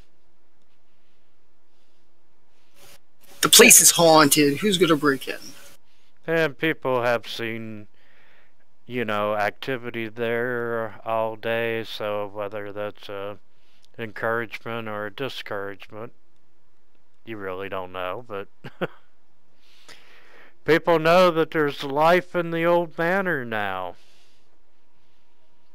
That doesn't go, ooh.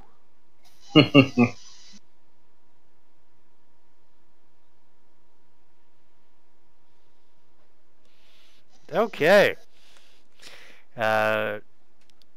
if everyone's got their clothes, and is anyone not going? Bry shows up in his entertainer's outfit. I just realized I actually have a paper bird in my inventory. Actually, too. I'm not going to wear my armor. I'm just going to wear fine clothing and sneak my dagger. And would you describe your entertainer's outfit there, Bry? It's bright and colorful.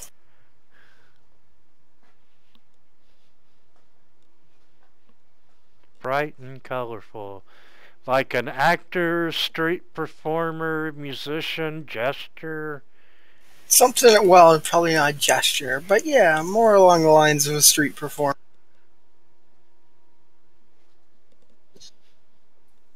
I'll be wearing an elegant little black dress.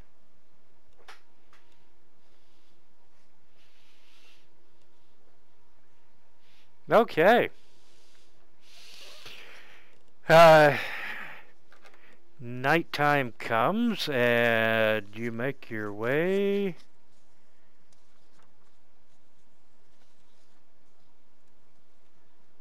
down to the Sea Ward, and you find the Light Singer Theater.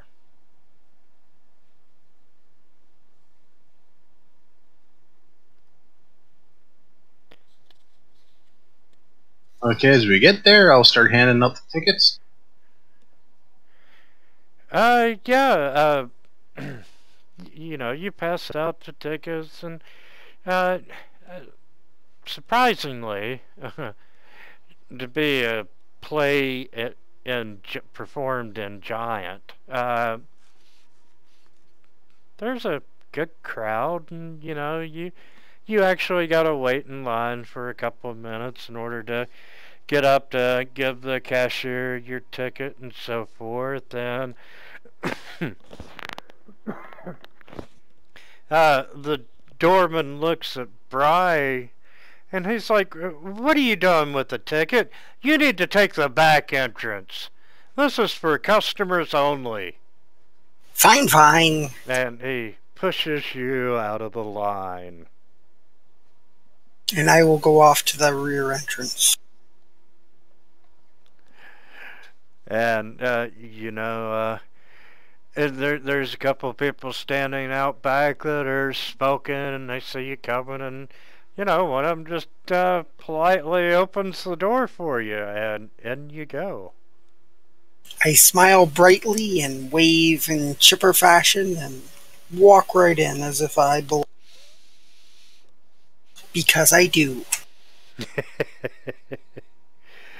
Now I have a feature from my background that I can tell I can pick out like criminal hangouts and like watch locations. This doesn't happen to be like a known criminal hangout or anything, is it?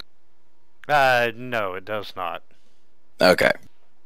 Are you kidding? Did you see what the tickets are going for? They're totally criminals. Actually, it is a high-end establishment located in the Castle Ward. I don't know. I thought the tickets were fairly good. They got them for a song and a bird.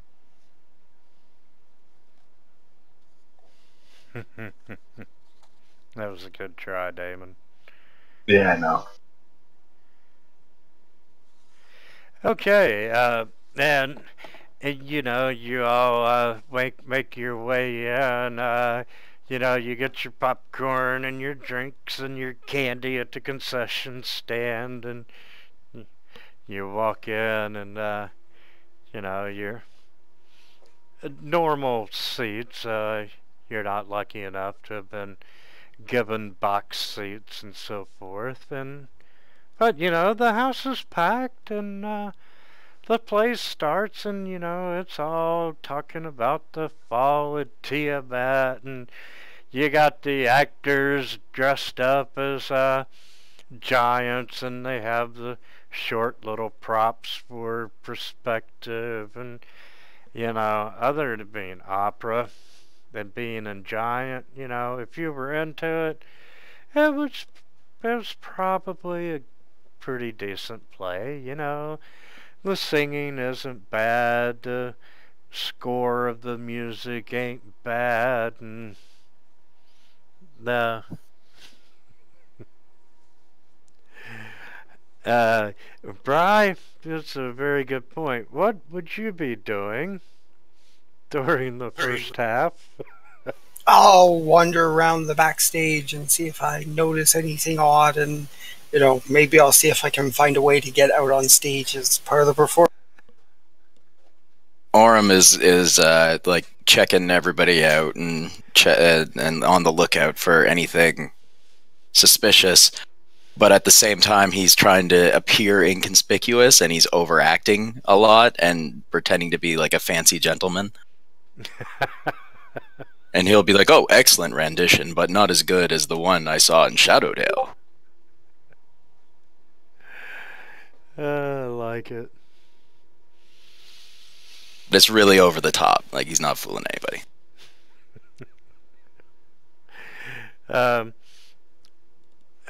Yeah, and as you all were making your way to your seats and so forth, you played the part like you truly belonged there, and you were very social and outgoing, and you introduced yourself to a lot of people, and some people replied, and others just didn't pay you any attention. And Bry, in the backstage, you're not seeing anything that doesn't look like it doesn't belong in an opera. And on one far side of the back of the stage, you can see someone exit through a curtain, and it's not the front stage curtain, but before the curtain closes, you can see a glimpse of what appears to be a dragon. Dragon! That sounds awesome. Bry's gonna run over to the curtain. Is it a 5-headed dragon? That'd be even better. It is a 5-headed dragon. Awesome. Can I get in one of the heads? You're going to spend a little time exploring the dragon. And so anyway, the rest of you all are, you're stuck in your seats watching this play, having to, some of you may be faking your enjoyment of it. Others may be enjoying it. That's up to you. Yeah, I'm enjoying it. And I'm waiting until intermission so we can meet at Private Box C.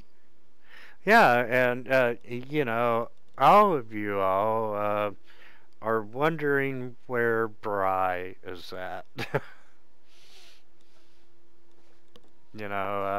It's being very quiet, and you are able to enjoy the play without him there. Probably not. It's in Giants. You don't understand anything. So, anyway, the bell rings, and it's finally time for the intermission. Okay. And I'll remind people that they're supposed to meet Mert at intermission in Private Box C. We're interested. Harry makes his way through the intermission crowd. He is using some sleight of hand. Yeah, throw a few rolls there if you would. Like in the tower or just in the open? You're right, either or.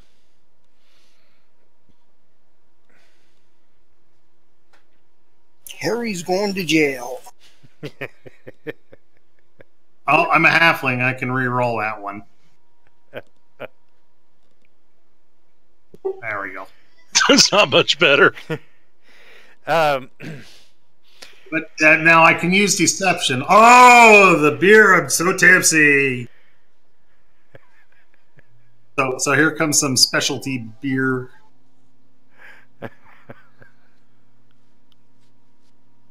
You're a halfling. Everyone knows what you were doing. Is he doing this away from us? No, right next to you. In fact, it's your pocket.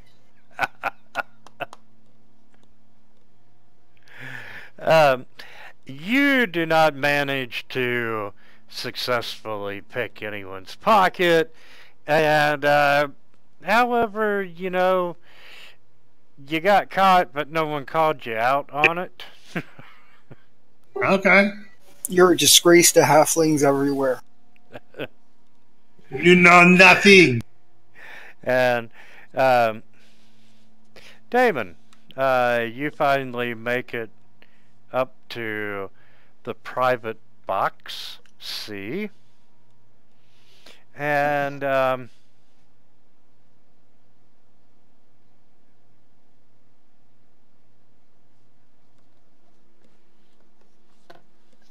There's a door. Can I accompany him, or is Fine. he? You guys are only all going welcome by to come himself? along. Yeah, I'll accompany him. yeah, anyone who wants to go is welcome to. Except for Yeah. Bry. Yeah, Bry is otherwise enthralled right now. I'm making Tiamat talk. Bring me my sacrifice of gold. And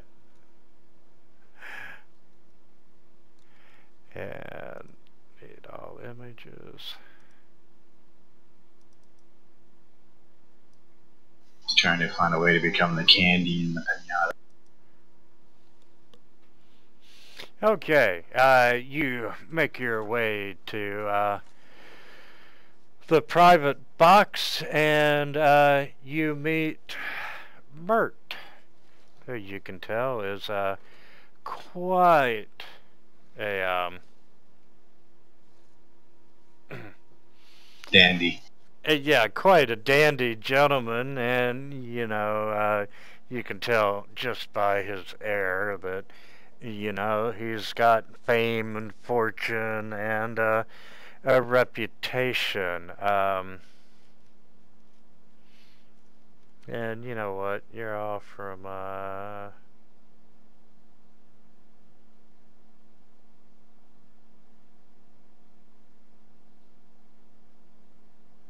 yeah, you wouldn't know that from history.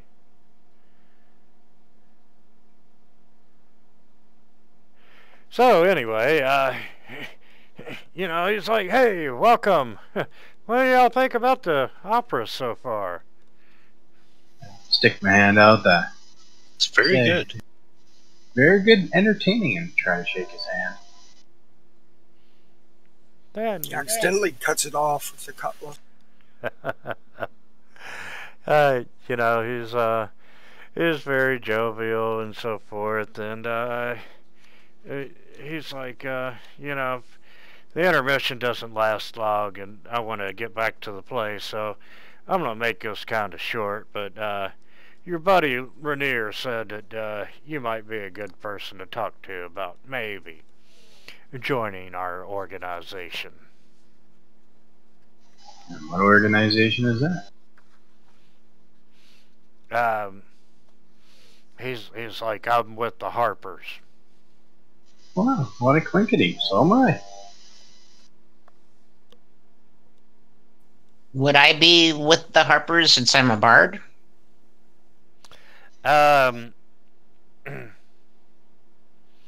No, not yet, but hey, that's part of the purpose of this meeting, is to see if you know, bards are especially welcome in the Harpers. Okay. And I give him a little bow and say, "Welcome, brother. It's nice to meet another member of my friendly."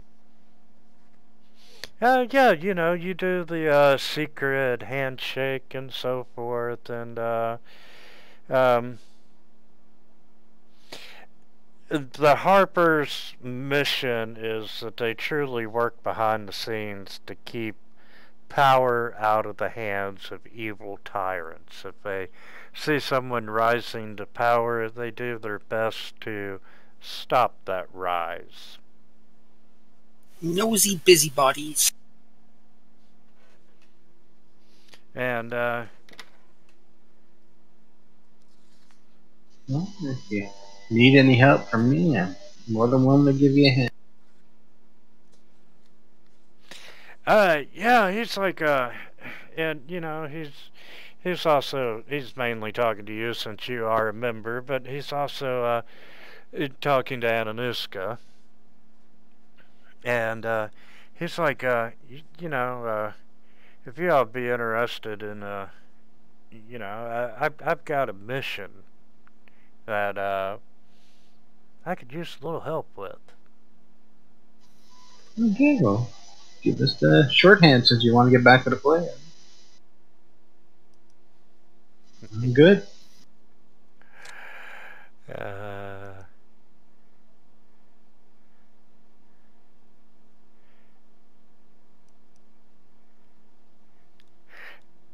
One of the drays working in the city is pulled by a talking mare named Maxine. And locate her and find out if she's learned the identity of any of the Zentarum operatives. And if so, determine their whereabouts and report back to me. Okay. But you're looking for a talking horse pulling a cart. It sounds like he's a slaver. Making the horse work. Talking horse at that. Okay, so you just want us, I go to them, so you just want us to find out information about them. You don't want us to apprehend them or anything? No, I just need you to locate Maxine and find out what she's got to tell us. Okay, that sounds simple enough, hopefully. Yeah, she's in a unique position to get information that none of the rest of us are in. Yeah. Well, who would think a horse could talk?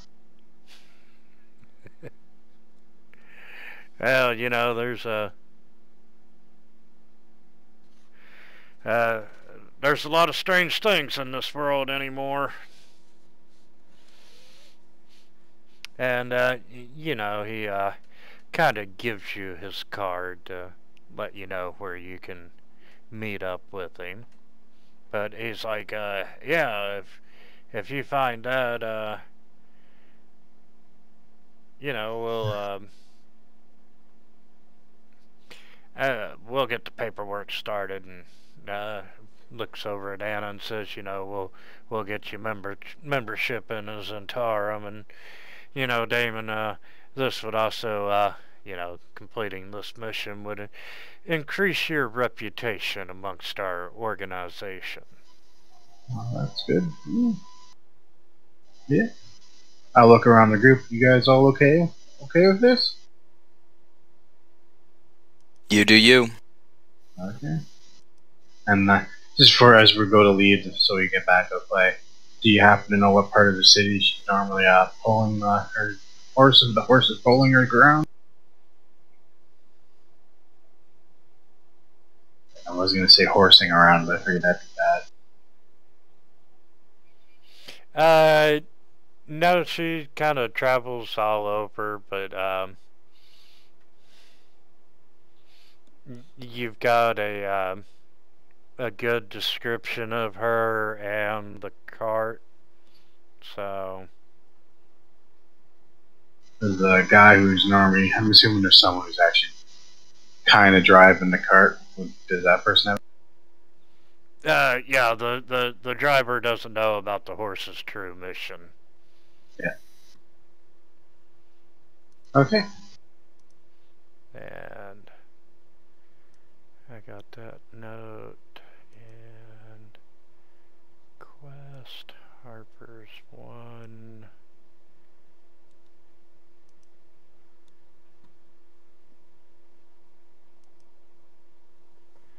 I'll share that one with you. Volos you have completed. That one you've completed.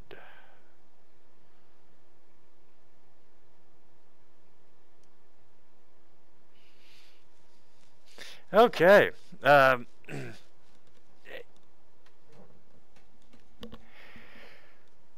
So, yeah, he's told you all he knows about locating Maxine. Okay, I'll take that and write some of it down. Not the name or the horse or anything, just some of the information. Keeping it pretty much as vague as possible so nothing be inferred from it, but just enough so it can give me some reminders of what I need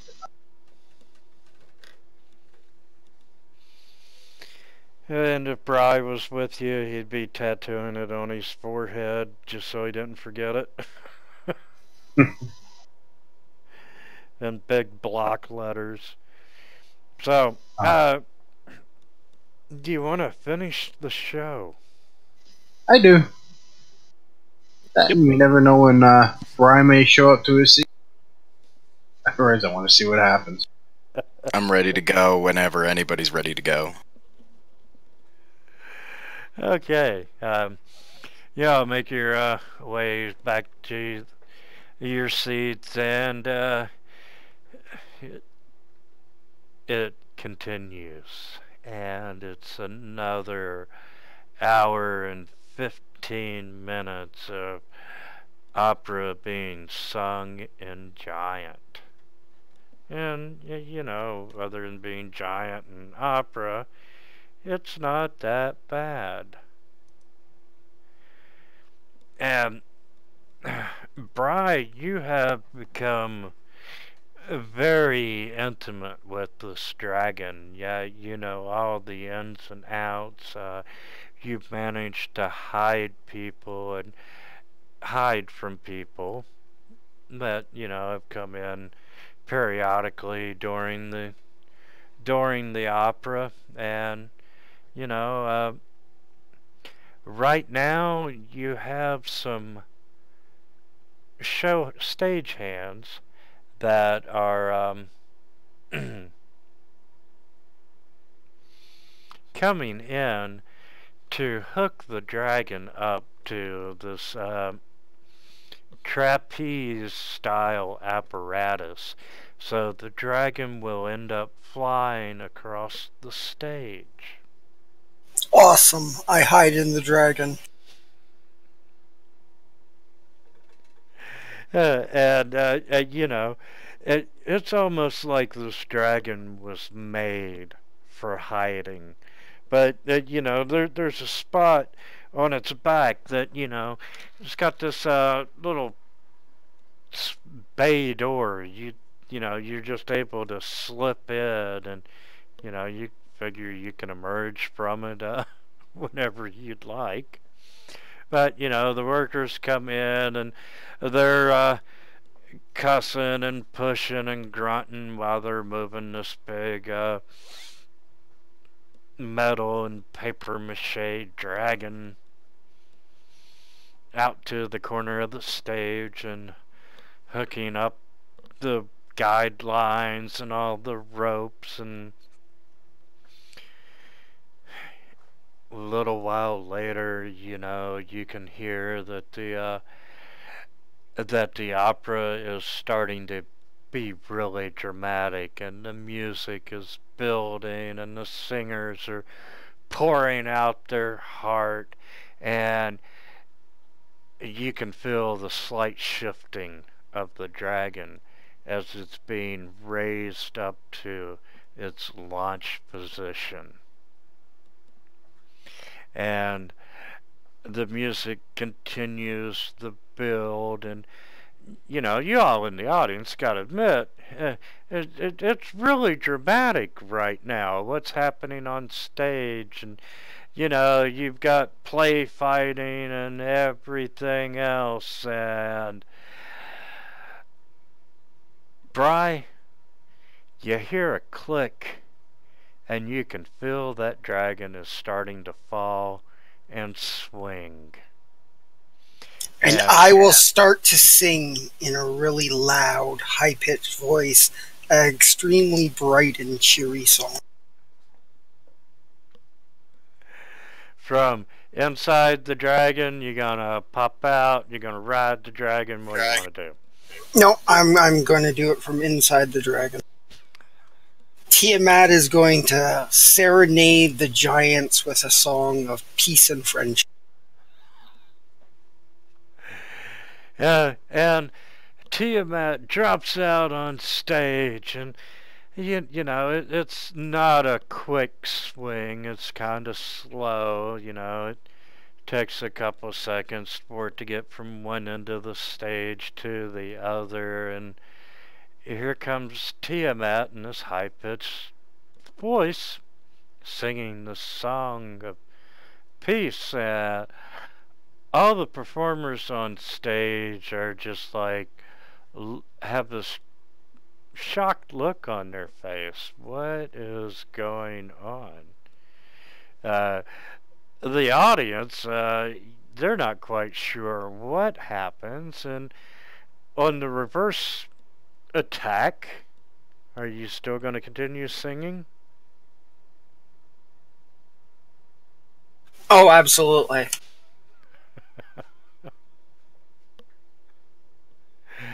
And as it starts to swing back to the starting position, you know, the audience, they don't know any better. They think that this very serious opera has suddenly turned into a comedy, and everyone starts laughing, and you can see that a couple of the more serious actors on stage are just pissed. What the hell is going on? And how dare them laugh at us? And, you know, they're starting to storm off stage. And what else do you want to do besides sing, Bry? Anything? No, I'm going to happily sing until it's time to emerge. Well, sorry, the hatch opens up underneath it, right? So I probably don't want to do that while we're well, you have a hatch on top if you would like to emerge and, you know, for your finale. Awesome. I'll emerge and ride Tiamat for my finale.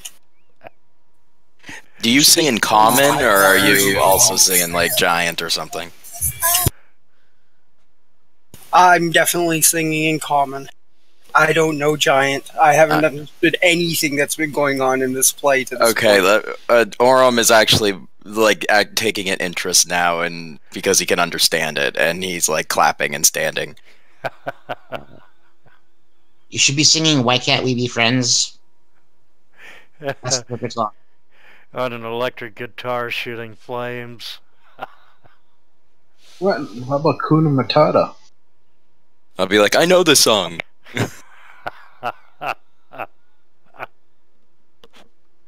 I like it. Orum, you do know the song, you start singing along. For the first time in the whole thing, he's actually interested. And you can... you're singing along, you're having a good time, the audience is laughing, the actors on stage, their performance has disintegrated, and you've got Bry riding Tiamat back and forth, and you know, they're... If these actors are any good, they'd go along with it, and you know, instead of they're snooty. Yeah, this is a fine establishment, and they are not putting on a comedy. and to have a theater full of people laughing at them. They know what the papers are going to say in the morning. And, you know, finally the curtain closes, and as it closes, you know, you can see Bry grabbing hold of one of the ropes, standing on top of Tiamat, and he's just singing his heart out. Every ounce of energy is flowing into his singing. But not particularly well. It's loud, at least. Yeah, it's very loud. I can just see it now.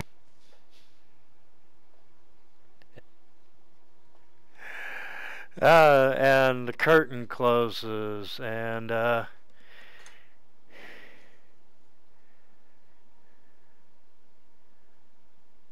it was Orem that was city guard, right? Yeah. Orem, you know that that's probably going to get the guards called. Not that you had anything to do with it, but you know that Bry probably... Before the curtains close, I'm going to leap off Tiamat so I can take my bows. And then run away as fast as I can. Yeah, you leap off of Tiamat, and you know you're doing that quadruple 360 backflip, and you land on your feet and give a nice bow, and I'll tell everybody it's time to go. Yeah. I head out, just chuckling and shaking my head. If I walk by one of the actors, I'll be like, you guys really need to know your audience.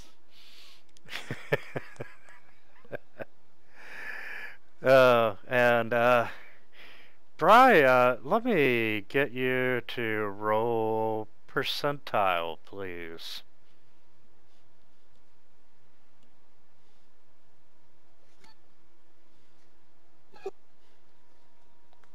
Low number is good, right?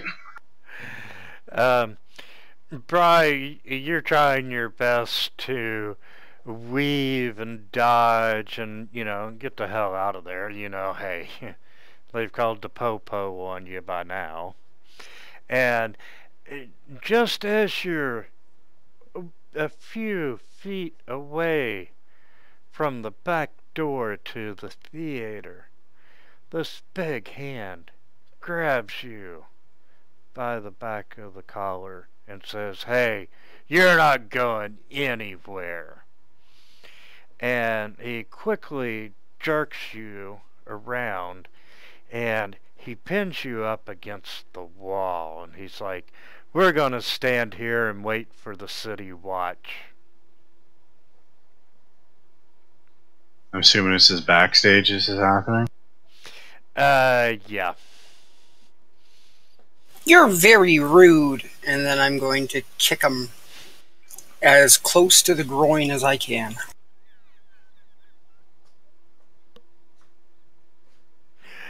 I tell you what, why don't you make an attack roll? Oh, yes, and you land it square with the... you're still wearing the sandals, aren't you? Yes, I would be. Yeah, you catch him square with the edge of the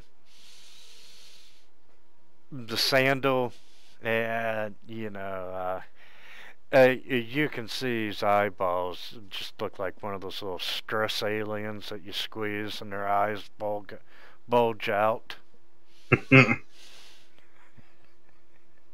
And he bends over and drops you.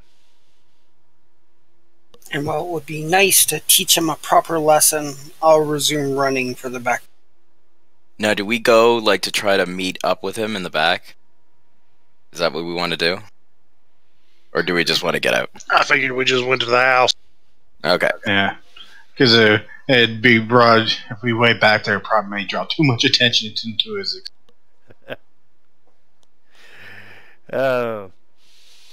Okay, Bry manages to make it out the back door, and he's on the streets and hightailing it. The rest of you all enjoy a nice leisurely stroll back to Trollskull Manor, or somewhere else if you prefer. I'm headed to Trollskull. I'm going home Yep. with the wealthy widow.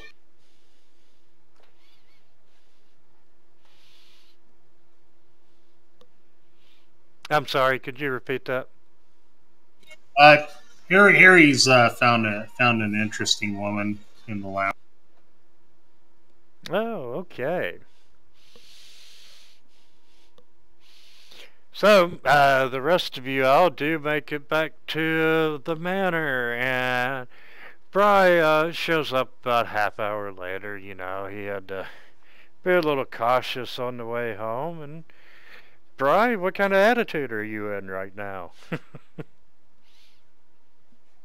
I'm just in casual attitude. I come in, wave to everyone. I wave back and I go, you may not want to wear that around town for the next little while. Why ever not? It's like the costume of my people. Yeah, but it might make you recognizable to the police. I did enjoy your entertainment of riding a dragon. I think you even heard some Flight of the Valkyries in the background, too. The Watch would be upset about that whole thing. Theodore was murdered tonight. What are you talking about? I made everything so much better. Did you listen to them drone on in that strange language? Why would anyone sing in a tongue that no one understands? I completely agree. It was more of a sarcastic remark about how the Watch would have to waste time. They've probably already forgotten about it. Until the town crier. None of those Watch guys like showing up for, theater faux pas. So they'll probably be happy to just be able to turn around.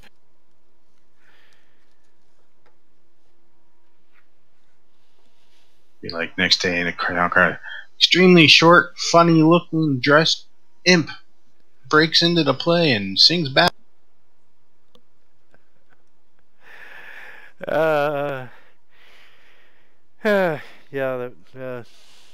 Be all kinds of headlines. Opera murdered by halfling. What do critics know anyway? Those that can do, those that can't criticize those that do. And then you have the one newspaper talking about how this unknown actor brought such life and wonderful performance to such an otherwise dull play. A fresh take on Tiamat. Absolutely, and after reading that article, you feel sure that a few actors probably have it out for Bry now.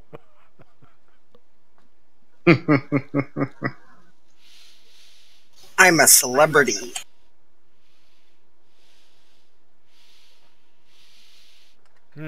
Okay, and ladies and gentlemen, this is a really good place to stop tonight. Okay. Sounds good. I do it was a fun night for the game being a little short, and we are indeed playing No Time Off this month. Okay. No, even if we're finishing early, it was still a fun night. Oh, yeah, it's cool.